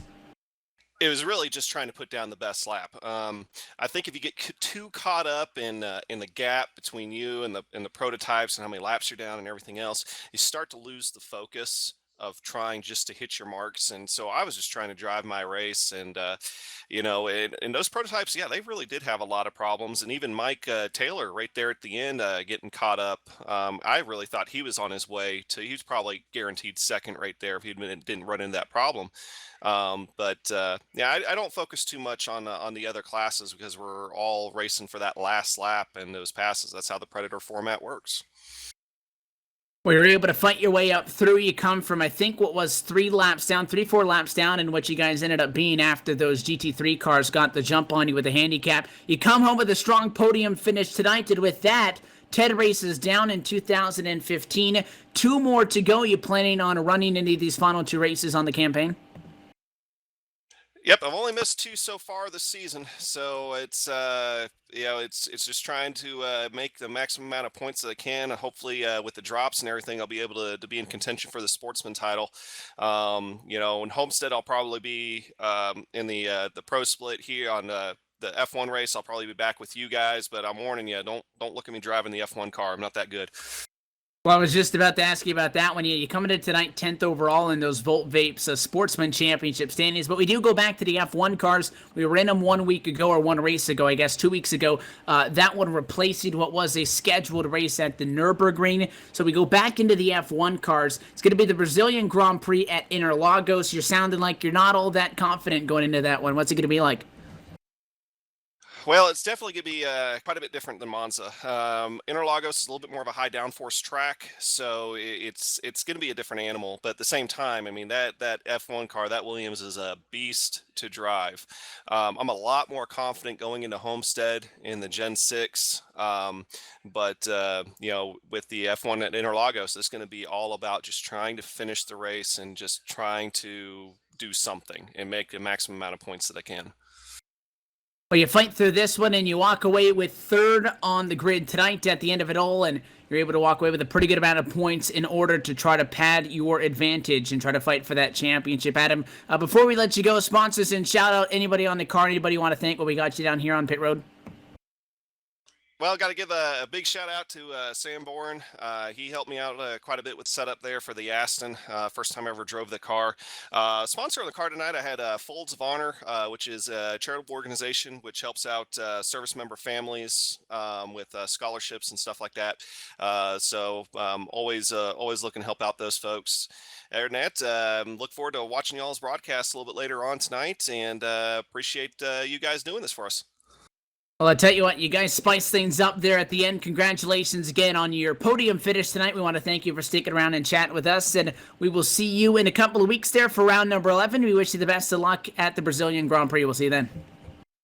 Thank you, gentlemen. Appreciate y'all. So again, your third place finisher, the Folds of Honor, number 21 to machine, the Aston Martin for Adam J. Young, comes home in third spot. The driver that squeaks him out by just 3 seconds and walks away with second overall tonight. A familiar name, and this time it's a second place at Road Atlanta. Andy, he had to fight through some problems, but you're caught up with our runner-up finisher tonight, Christopher Sherburne. That's right, Evan. I'm down here with Chris Sherburne, and well, Chris, a couple back-to-back races, some strong finishes for yourself. You got to be pretty excited about this road course racing.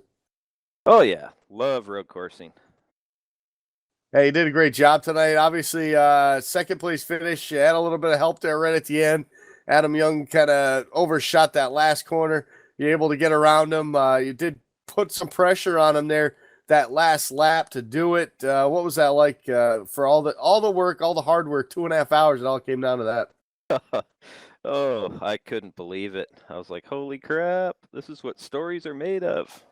I didn't want to take any high-risk maneuvers, but I'm like, okay, I'll just keep showing my nose, try to rattle him a little bit and see if I can get a little break. Because the one thing I didn't want to do was take both of us out on the last couple of laps. Yeah, that definitely would have shaken things up even more than they already were. Well, Christopher, we talk about a road course race like this, a timed event. We talked about it at Monza also a couple weeks ago.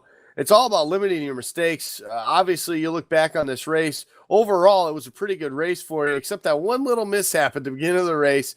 That could have been maybe the difference of you sitting in victory lane here tonight. Oh, very well could have been. I'm still kicking myself in the butt for that.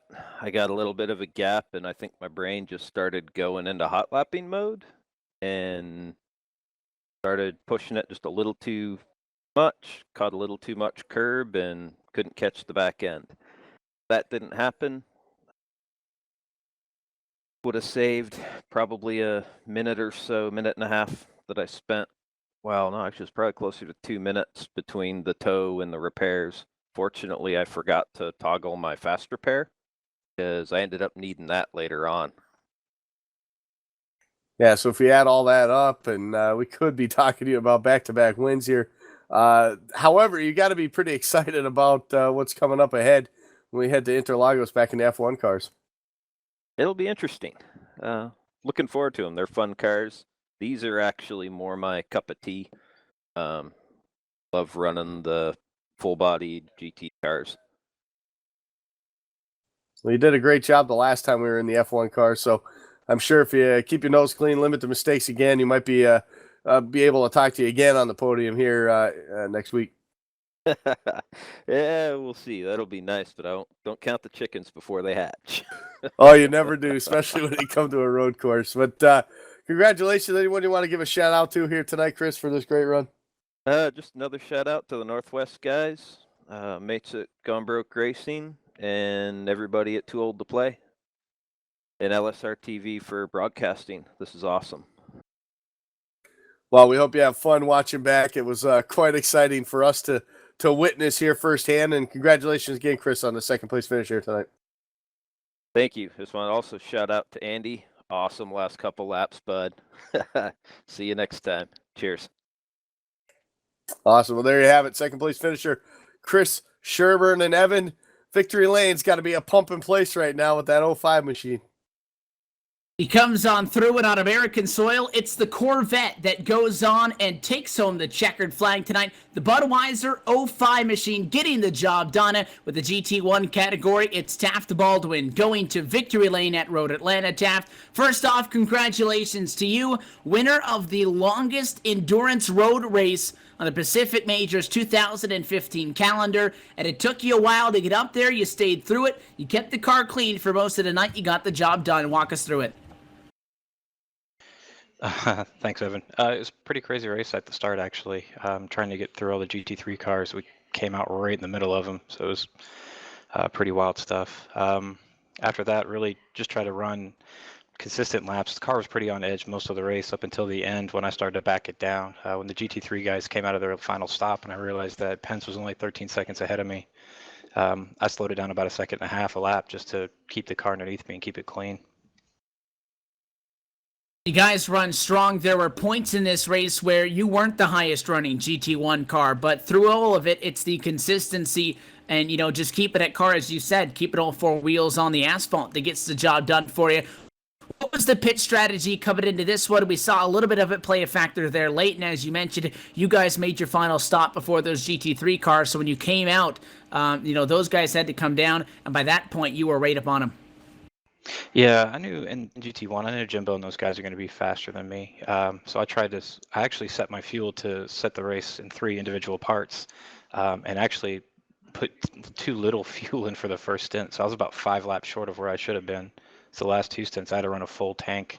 Other than that, I really hadn't planned on the GT3 cars or really thought about what their pitch strategy was. It was just mainly the guys that were in the same class and same type cars as me. One thing we noticed tonight is that with the dynamic racetracks, you could visibly see that racetrack changing from start to finish. By the time we got to the end of this one, turn 1 was almost pitch black as Andy and I were observing. Did you notice because of the rubber getting laid down, did the racetrack change at all, or really was it just such of a minor nuisance that it really didn't play a major factor? Yeah, especially coming down onto the straightaway. It's tight. I was getting tighter and tighter and tighter coming around there. I think by the end of it, I was a gear lower coming down through the last corner because I just couldn't get the nose to grip. Well, I'll tell you what, Sherburne had problems there early, and I'm sure he wishes he was a little bit tighter there. He spun it out, caught the fence, comes back and gets second.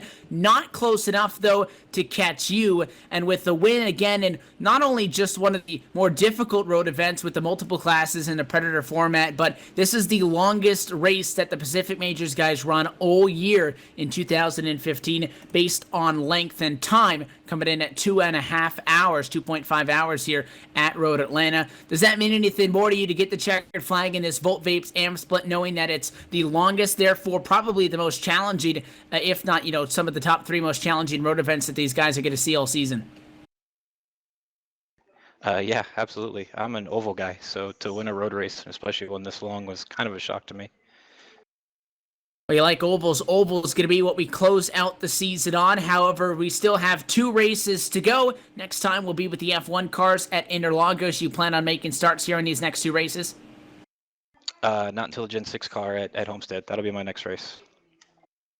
So you'll bypass the Brazilian Grand Prix. We look forward to seeing you at the season finale a little bit later on in November to wrap up this 2015 Pack 4 campaign. Until then, though, a big congratulations to you again. Sponsors and shoutouts, all of those good people. You don't necessarily need to tell them that you wrecked the car at the end celebrating, but who you want to thank for this win? I was merely demonstrating how my car felt coming out of the final corner, pretty much all race. First and foremost, I want to thank my wife for putting up with my silly little hobby, as she calls it. And, Michael Lett and those guys for putting on this series. It's a great series to run. All right, well, again, congratulations to you, Taft, and we wish you the best of luck. We'll see you in Homestead, and I guess to an extent for you, maybe hopefully we don't see you. Hopefully, you can get a start in the pro split, but if not, we'll see you then, and we wish you the best of luck. Yep, thanks, Evan. So that is your race winner tonight. Taft Baldwin goes to victory lane. The Corvette gets the job done tonight at Road Atlanta, goes on to win the Interwest 3M Petit Le Mans powered by Volt Vapes. Do want to give a big thanks to Interwest, the Interwest distribution company founded in 1985, specializing primarily in the marketing, sales, and distribution of 3M window films, 3M venture paint protection films, and 3M 1080 vehicle wrap films, and Interwest tools. Interwest fulfills orders from Atlanta, Chicago, Denver, Los Angeles, and Seattle, providing fast service no matter where you are. When you choose Interwest and 3M, you get the products, innovation, and expertise of 3M, coupled with Interwest's commitment to helping our customers build better businesses with the products we provide. For more information, you can log on to interwestdc.com. And then as well, coupled with that, Andy, they've been a big part of these last 3 races. A big thanks to 3M as well. 3M, a global innovation company that never stops inventing. We produce thousands of imaginative products, and we're a leader in scores of markets. In the face of failure, 3M founders preserved and turned their investment into a lucrative venture. 3M actively contributes to sustainable development through the environmental protection, social responsibility, and economic progress. You can visit the 3M Global Gateway at 3m.com. 3M Sciences applied to life. Let's take a look at the full field rundown and put a bow on tonight's Petit Le Mans from Road Atlanta. Taft Baldwin, Christopher Sherburne, Adam J. Young, the top 3. We talked to all of them. Fraser Marshall comes home with the 4th place tonight. It's Chris Pence in 5th. Mike Taylor and Brett Trosen. Those 2 Daytona prototypes round out your lead lap of 7 cars. Mike Franklin, Aaron Stowe, and Jason Grace round out our top 10. That's right. And Gary LaViolette comes home 11th. 12th went to Mark Rediker. Nick Hunt finished 13th. 14th went to Gary Nichols. The 15th place went to Trent Deersmid. William Brown finishes 16th. 17th went to Jared Morgan. 18th was Jimbo Pfeiffer. Donovan Johns, a rough night, but he comes home 19th. And 20th was Richard Tillman. And then to round out the field, again, we talked about him at halfway. Everybody from here on out, not the finish they wanted. Michael Dio in 21st. It was a 22nd to David Freeboth and Trenton Barrington. 86 laps down. Comes home in 23rd. Your race winner, Taft Baldwin, completes 110 laps at Road Atlanta, en route to the checkered flag tonight. And that does it. The longest road race on the season now in the books. And with 2 road races in a row now, Andy, we look for a 3rd in a row. And we have over a month before we see you next time on Sunday night on LSRTV. But next time we go out, it is going to be the Brazilian Grand Prix, the F1 cars at Interlagos. Yeah, that's going to be fun. If it's anything like the Italian Grand Prix that we just saw at Monza a couple weeks ago, we're looking forward to another fantastic race with these F1 cars, and I can't wait. And as Baldwin said, therefore, after 1 week immediately following that on the 22nd, a Ford 400 from Homestead of Miami Speedway, just 2 races to go in this 2015 Pac 4 Championship before we put a bow on it and wrap things up and look forward to what should be an exciting 2016 campaign. Again, if you want to get involved, there are still single race registrations available. If you want to get out there, it's just $5 for a single race event pass to enter the field. And with 2 races left, you can be on track in just 1 month's time. Make sure to find Pacific Majors on the iRacing forums for more information. Until next time, though, do want to give a big thanks to everybody with the Pac 4 and for putting it on. Mike Olette, our title sponsor with Volt Vapes, Donovan Johns, everybody for being a part of it and allowing us to be a part of it. We thank you. Thanks to all the drivers and thanks to everybody for tuning in tonight. Until next time, though, on behalf of our crew tonight, for myself, Evan Pasoko, Andy Kessler, and our executive producer, Laura Lawson, we thank you again so much for tuning in. And a big congratulations to the Budweiser Corvette. It's a pretty good combination, Andy, for winning here on American soil. Taft Baldwin wins it at Road Atlanta. We bid you farewell from Brazelton, Georgia. We will see you next month at Interlagos for the Brazilian Grand Prix. Good night.